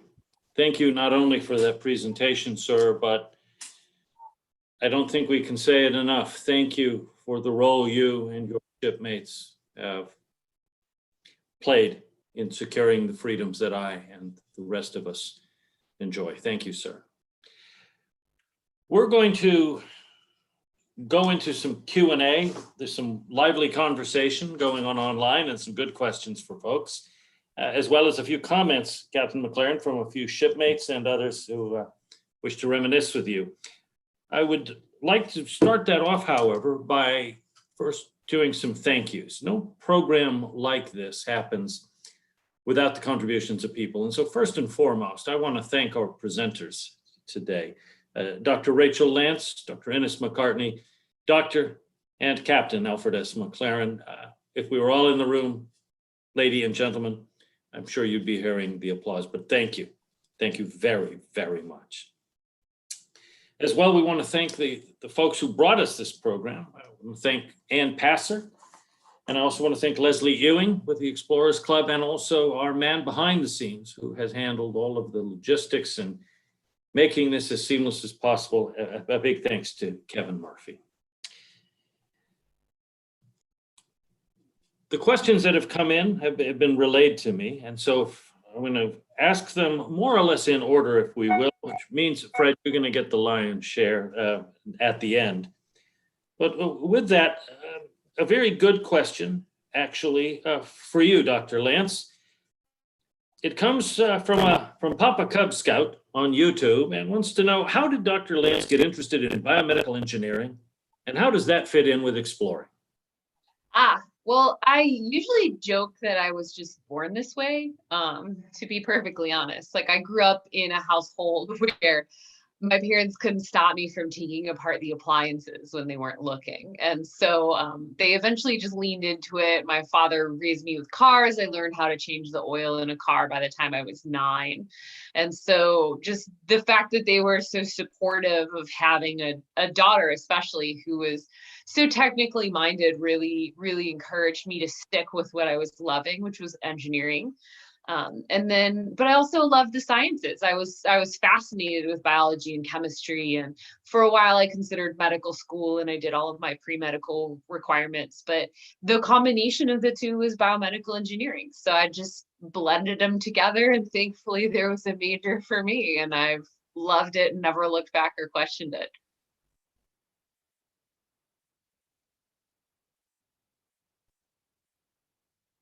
Oh, Jim, you're muted. How embarrassing when you're moderating. Happens to all of us. Yeah, so the next question for you is from Kyle Foster, who wants to know, were early submarines habitable spaces pressurized at surface pressure or at ambient pressure at depth? They were typically pressurized at surface pressure and then completely sealed. And so the reason that either way presents an engineering challenge, right? So if you pressurize at surface pressure, you have more design work to do to build this vessel that can withstand the pressure of the ocean. But like you mentioned, Jim, when we went further into this, if you pressurize at ocean depth, you've now got to contend with these issues of where you're getting your compressed gas, and of course decompression sickness, which is a big part of what I research now at Duke. So either way, there's no good winner, but the easier one that they started with was pressurizing at surface pressure. Absolutely, and what I would note is that some of these early diving bells certainly were subjected to that kind of a problem, and some of the earliest craft like Explorer, the sub that we documented in Panama from 1864, really was known to many people, not as much as a submarine, but as an automobile diving bell, which is, of course, an interesting thing. In many ways, it's sort of it's a lost branch on the family tree of subs, if you will. But some craft did ultimately develop lockout capabilities. Brutus de Villeroy, for example, the earlier versions of Alligator actually had a lockout chamber. And if anybody has ever seen, of course, a James Bond movie, we know that later subs did too. So, Dr. McCartney, on to you, sir. And the question for you is, Greg M. on YouTube wants to know a little bit more about your propeller method in terms of identifying lost submarines.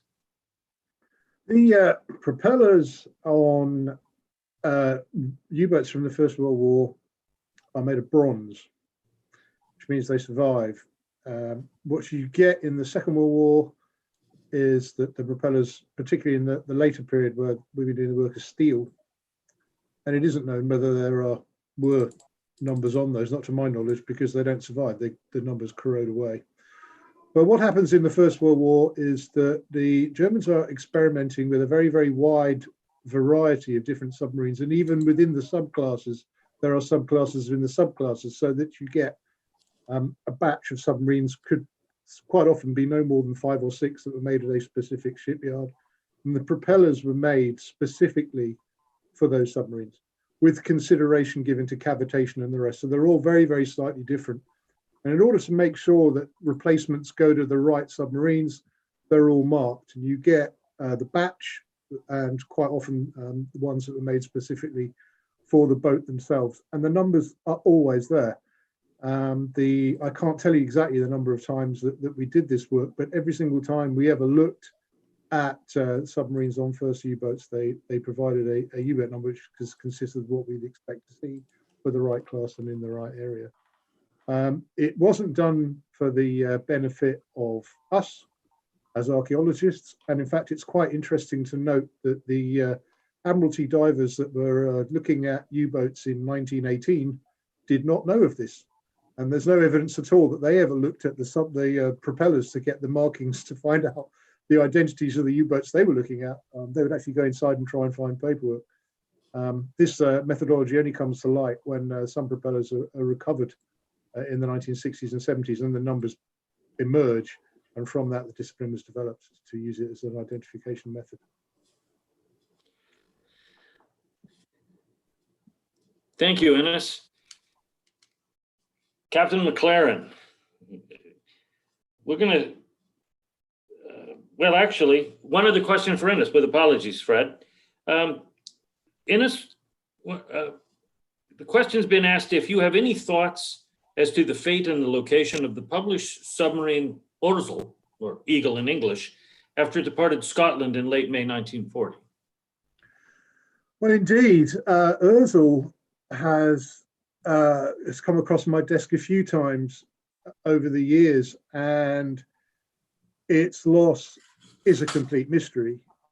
It simply failed to return from patrol, and as far as I'm aware, and I've looked at this a little bit, there is no archival leads of any significance that would even zero down a reasonable sized search area.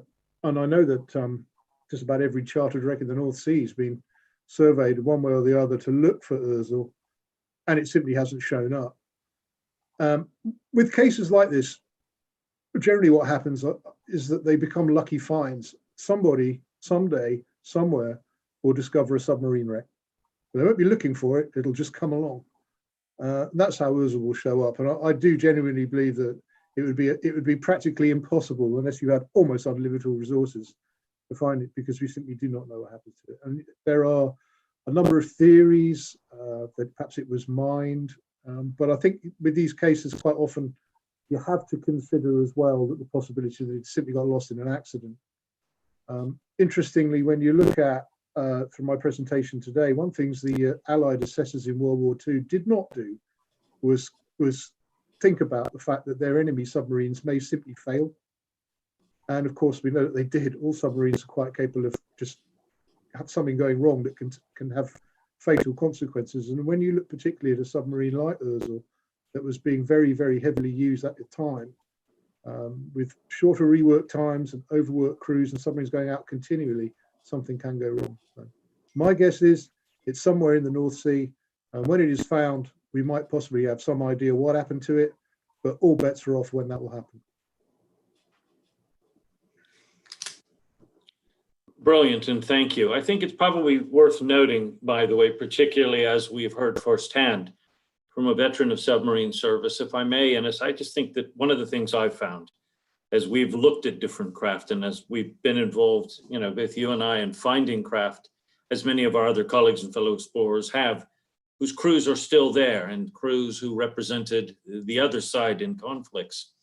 There comes a point at which those conflicts are long gone and everybody's boys sleep at the bottom of the sea in a steel coffin. And I certainly have found that in working, not only, in my own time with these craft without encountering people who were there, but also in my work with veterans on both sides, Germans, Japanese, British, Americans, Italians, and so many others. And to that end, Fred, I mean, do you have any thoughts on that as, a submariner yourself, in regards to what ultimately happens for those who are down there and how we should view them? I'm glad you brought that up, because one of the things I did not get to really bring out in the course of my talk is submarining is not a one-man show. A submarine crew is an unbelievably tight team, and you're dependent on absolutely everybody on that team to do the job. So when you complimented me, I take that compliment for my entire crew of every submarine I've served on, but particularly on Queenfish. And as far as our adversaries, once you get in the water, you're all brothers. And when the conflict is over, you're friends, you're fellow professionals. I've seen videos of German submarine crews, even lecturing on Russian nuclear icebreakers going to the North Pole. I've seen several-hour videos of a Delta ballistic missile submarine on patrol. The submariners all look alike. It doesn't make any difference what Navy you're in. We're all brothers in that same ocean, surviving the same thing. And with just a few exceptions, we all admire each other's professionalism, and we really are brothers when we get away from it. Absolutely, and bravo Zulu. And now, of course, we are bringing our sisters to sea as well. Exactly. A couple of comments, Fred, from some shipmates that I think, we should share with you. One from Kim Singleton, privileged to have spent time with you. And Barry Carr from the British Navy, the commander of the Scepter. Want you to know that. And Bill O'Halloran points out that this sneaky stuff continued on Queenfish off the coast of Hawaii. With Fred as the second in command, he was the master at conning these encounters. So if you wish to comment on that, you may, sir, but there, and then, yes, sir. Yes. We had a great team, and we had a hell of a lot of fun. We, thank God we didn't go to war, but there was one time, I can't recall whether Bill was with me or not, I made 2 Vietnam patrols, and the second one, I was authorized to sink any North Vietnamese supply trawler I encountered. Well, they're very, very shallow drafts. We had to hunt down World War II torpedoes that you could set to just run a couple of feet under the surface. Anyway, during the course of a couple of week operation, finally got my chance. There was this supply trawler coming down. Maybe it was about 40 or 50 feet long, probably more like 40, but only 4 wizened, old, sunburned crew. set up on it. And of course, any torpedo we'd have fired would have blown it to kingdom come. And I looked at it and I looked at it and I looked at it. And I said, to hell with this. There's just these four guys. All I have to do is send a radio report and get them intercepted. They were stacked with boxes, but I wasn't going to have that on my conscience. It was not a worthy opponent. And let those poor wizened, sunburned seamen go on about their business. They could be intercepted, nobody would harm them, but I wasn't going to blow them to kingdom come with any torpedo.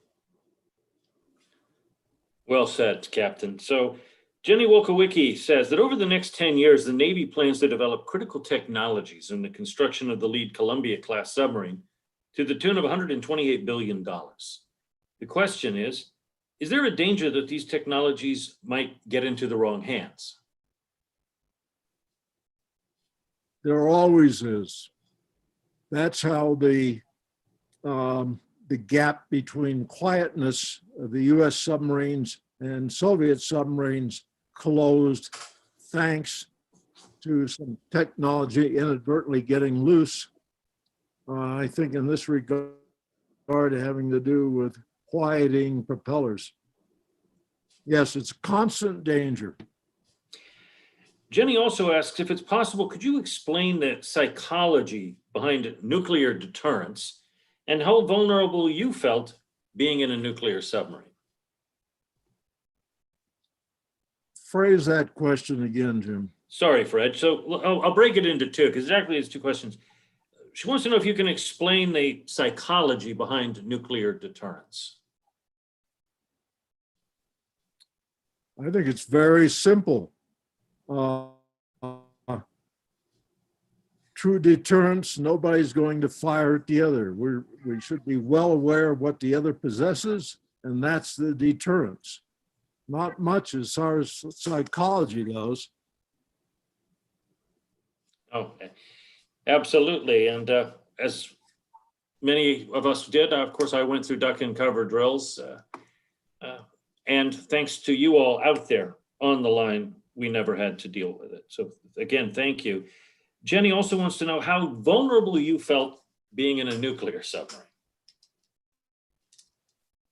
Not vulnerable at all. If anything, we felt invulnerable. We knew our boat. We had a good crew, and in a good attack submarine, it's a close melding of the boat, the crew, and the captain. You just become one, literally. And I was lucky enough, having built Queenfish and seeing it from the time it was a keel to serving a total of 6 years, the thing talked to me. It had life. You could feel it in your feet. You could touch something. That boat, I have a special love for it.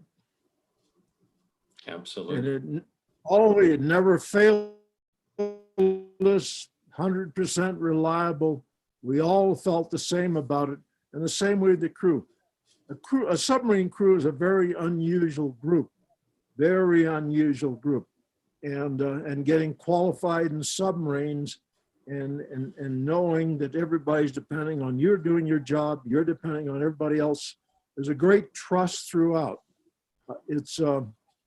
There's many things said about it, and of course, the humor is rough. There's nothing rougher than submarine humor, the way we jibe and kid each other, but we've stayed close all through these years. Absolutely. Innes, anything you want to add to any of that? Yeah, I mean, I think when it comes to the personal aspect of it, I'm an archaeologist, but I'm reminded of a couple of things. The first is a statement that Dönitz, the head of the U-boats in the Second World War, once said, and he said that a submarine is a community bound by fate. And I think it echoes very much that a submarine crew is a crew. Everybody relies on everybody else, and that is a unique aspect of small naval vessels. And I'm reminded of having looked at so many of these things over the years, that that everyone is a grave, and everyone has a story. And I've been extremely privileged to have been able to come to understand the circumstances by which some of these submarines were lost, and to have within me some understanding of perhaps the last moments that these people went through when their submarine was lost, things that I can't even really describe, that I just know. And so I've become particularly conscious of the fact that we have to be very reverential when we do archaeological investigations on these sites, and be conscious not only of the fact that the people that served there were very brave, but sometimes I think they met an untimely end, and I really can't imagine a more awful way to die than to be in a submarine, to be honest. No, I mean, the worst I've ever experienced, Fred probably knows the story, was the time on Titanic when Jenya stuck Mir 2 underneath the stern for 20 minutes, Fred, as I lay there next to him. The longest 20 minutes in my life, and nothing compared to what one experiences in time of war or in keeping the peace. Rachel, coming back as far as the Civil War, I think this theme carries on over to that time as well, even as these technologies are being developed. What are your thoughts?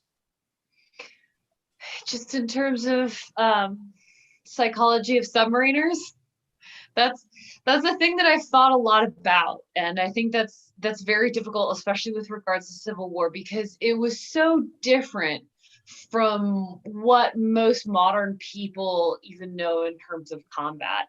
So this was a form of combat where everyone was gone from home continuously for 4 straight years. They were very short on food. A lot of them were dealing with severe illnesses because of that. 2/3 of the casualties were because of disease, which was actually the lowest fraction from disease at that point in history.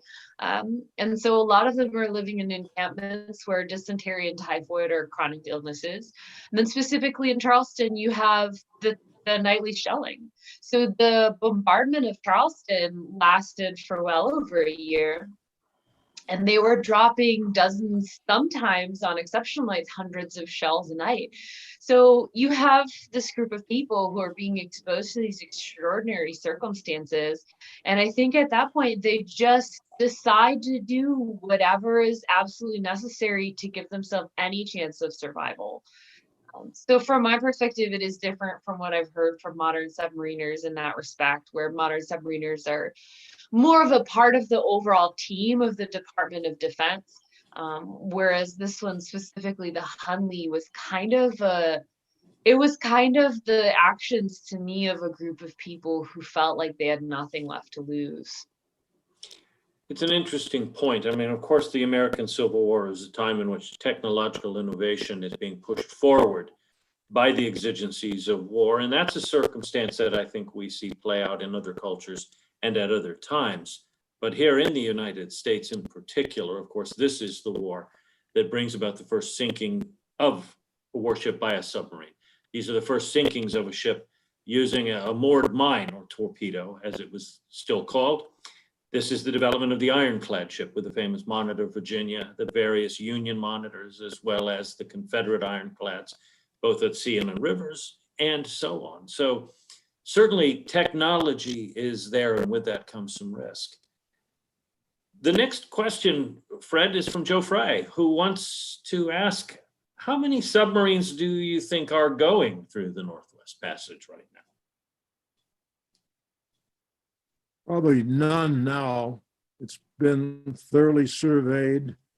I think all passages through the Canadian archipelago now have been surveyed. And it's been done in consultation, probably back channel mostly with our Canadian allies from the very start. For instance, you saw the picture of the officers on Sea Dragon when we did that Northwest Passage. Well, there was a man sitting there, Commodore O.C.S. Robertson, who had done the Northwest Passage, and he was about 6'6". That poor man was passenger with us for 2 months. So he made that trip with us. He proposed it, then we discovered the first deep water passage through the Northwest Passage. He proposed it be named the Sea Dragon Passage, but I think our Canadian allies wanted to keep it as it was. But I'd like to get to a point Rachel mentioned. Rachel, really, there hasn't been any change in submariners probably since the Hunley or before that. Once we go to sea, we're not a part of anything other than the mission. We chop completely out of communication. We're not in communication with anybody. When I was in command, it was like being in command 200 or 300 years ago. Everything was left to very simple operation order, everything left to my judgment. And the rules of engagement during the most intense part of the Cold War, I don't know what it is exactly now, I didn't have to ask anybody if I needed to fire a torpedo. It boiled down to simply, if I heard another submarine of another Navy flood its tube or open its outer door, I had a snapshot ready to go within about 20 to 30 seconds. We could sort it out afterward, but that was the rules of engagement on all those missions at that time. But you're completely divorced from your family, the Department of Defense, your superiors. You're totally on your own. Probably the best example is that survey of the Siberian continental shelf where you load out for 180 days. I basically was charged to go accomplish mission and then communicate when it was done and come back when it was done. That thread has gone, I think, almost the whole history of submarines. Now, of course, they probably communicate more. Bill O'Halloran comments, Fred, that submarines have had the highest loss per capita of any U.S. service branch. 1 out of 4 submariners did not come home, and his dad was one of the lucky ones. He also wanted to ask if you remember when a practice torpedo glanced off Queenfish's hull during practice ASW ops. He remembers it because it ricocheted off the hull of the Radio Shack where he was standing watch, he says. Not on my command. Well, maybe somebody else was shooting, but even then, I can't see it happening on your command, sir. Bo Goodry asked, will submarines continue to be the vessel of choice in the great power competition? Well, you're asking somebody completely prejudiced. Absolutely, yeah. It'll certainly survive a lot longer than an aircraft carrier or anything on the surface. I think one of our favorite sayings is there's only two ships on the ocean, submarines and targets. Peter Linehan wants to know, Fred, when you were there between the ice and the seabed, he wanted to know what the tides were like, and would you have been crushed when the ice or when the tide went out? There was essentially no tide that we noticed. Probably a little bit we were sort of surprised how much open water as we got further south in the Laptev Sea. And of course, you have the discharge of those huge Siberian rivers. So you didn't have the ice around necessarily, but tide certainly could move icebergs or hunks of ice. You've got to dodge them. Probably more of a problem for us is the difference in the density of the water. For instance, one surprise in the Laptev Sea, the first time we wanted to come to the surface, not the surface, but the periscope depth, to go from maybe about 150 feet to periscope depth, we'd have to pump out as much as 44,000 pounds of water as we went from water that was, say, 22 to 24 parts per thousand to 6 to 8 parts per thousand at periscope depth. Now, we should have anticipated that, particularly during the summer, but of course, then pumping that water out and then flooding it back in made us vulnerable because it was a noisy evolution, and something definitely to consider in wartime. But we should have anticipated that. There's a number of questions coming in, but I think we're getting close to the end. I want to remind everybody out there that Dr. McCartney in particular, what are you, and it's 5 hours ahead of us, so it's in the wee hours of tomorrow for you. So one last question then, and again, just for you, Captain McLaren, Susan Eaton wants to know, given what you've just talked about, how much ice could you punch through with your sub? Routinely, without any damage to the submarine, 2 meters. However, early on, experiments were conducted, what we called as ridge busting experiments, to see how much you could do in an emergency. It was very comforting to know you could break through a great deal. But as a scientist, and certainly having been on 3 Arctic trips and surveyed the side-bearing shelf, there really is no point in breaking through the ice unless you'd lost all propulsion, because just a few miles away might be an open lake of water, a polynya, or a lead. You can always find open water, probably year-round, or thin ice. So I purposely did not, when I was in command, test that out. I just didn't see any point in it when I could just find a polynya. Now, in that ice garage, the ice overhead was probably 30 to 40 feet thick. So if we'd gotten stuck in that ice garage, we'd have had to wait for global warming, I think, to get us out. If we got stuck there or stuck in the bottom or wedged, nobody in a million years would have found us. No way to communicate. And even if they did find us, okay, how would they get to us with 30 or 40 feet of ice in between? Absolutely. Well, again, I want to thank all of you for taking time to do this today, this evening, and present this. I want to point out that the Explorers Club is about exploration. And exploration, as we've heard tonight, covers many areas. We've talked about the human frontier. We've talked about archaeology in the past. We've talked about the oceans. We've talked about the military aspects. But of course, submarines have also played a role in ocean exploration with members of our club like Dawn Walsh, of course, going deep in some of these subs, Jim Cameron as well, Bob Ballard, so many others doing that. And so with that, I just want to make one other point, and that is to all of you out there, whether you're a member of this club or not, whether you are an interested and inquiring mind, then you also are an explorer, of course. And for those that have youngsters or are young at heart and believe in lifelong learning, consider that exploration is literally in your own backyard. That exploration happens when you inquire, when you ask questions, when you go, when you seek out knowledge. And sometimes that can simply be sitting around a campfire or tuning in on a Zoom call like this. And for those of you who want to enjoy a career in ocean exploration, I think as you've heard tonight, not only is it our ultimate frontier in terms of our defense, the oceans are powerfully connected to all of us.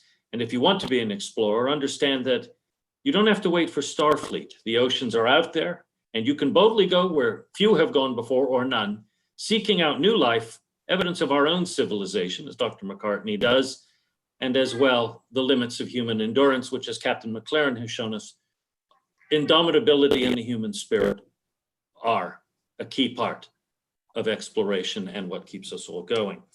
We have a couple of programs coming up on Wednesday night. The Fall Raven series on outdoor cooking will be on, and tune into this channel. And on Monday, Levison Wood from England is going to present his program on walking with elephants. Once again, thanks to all of you for tuning in tonight and watching and participating in this. Bravo Zulu, ladies and gentlemen, thank you. Good night, everyone.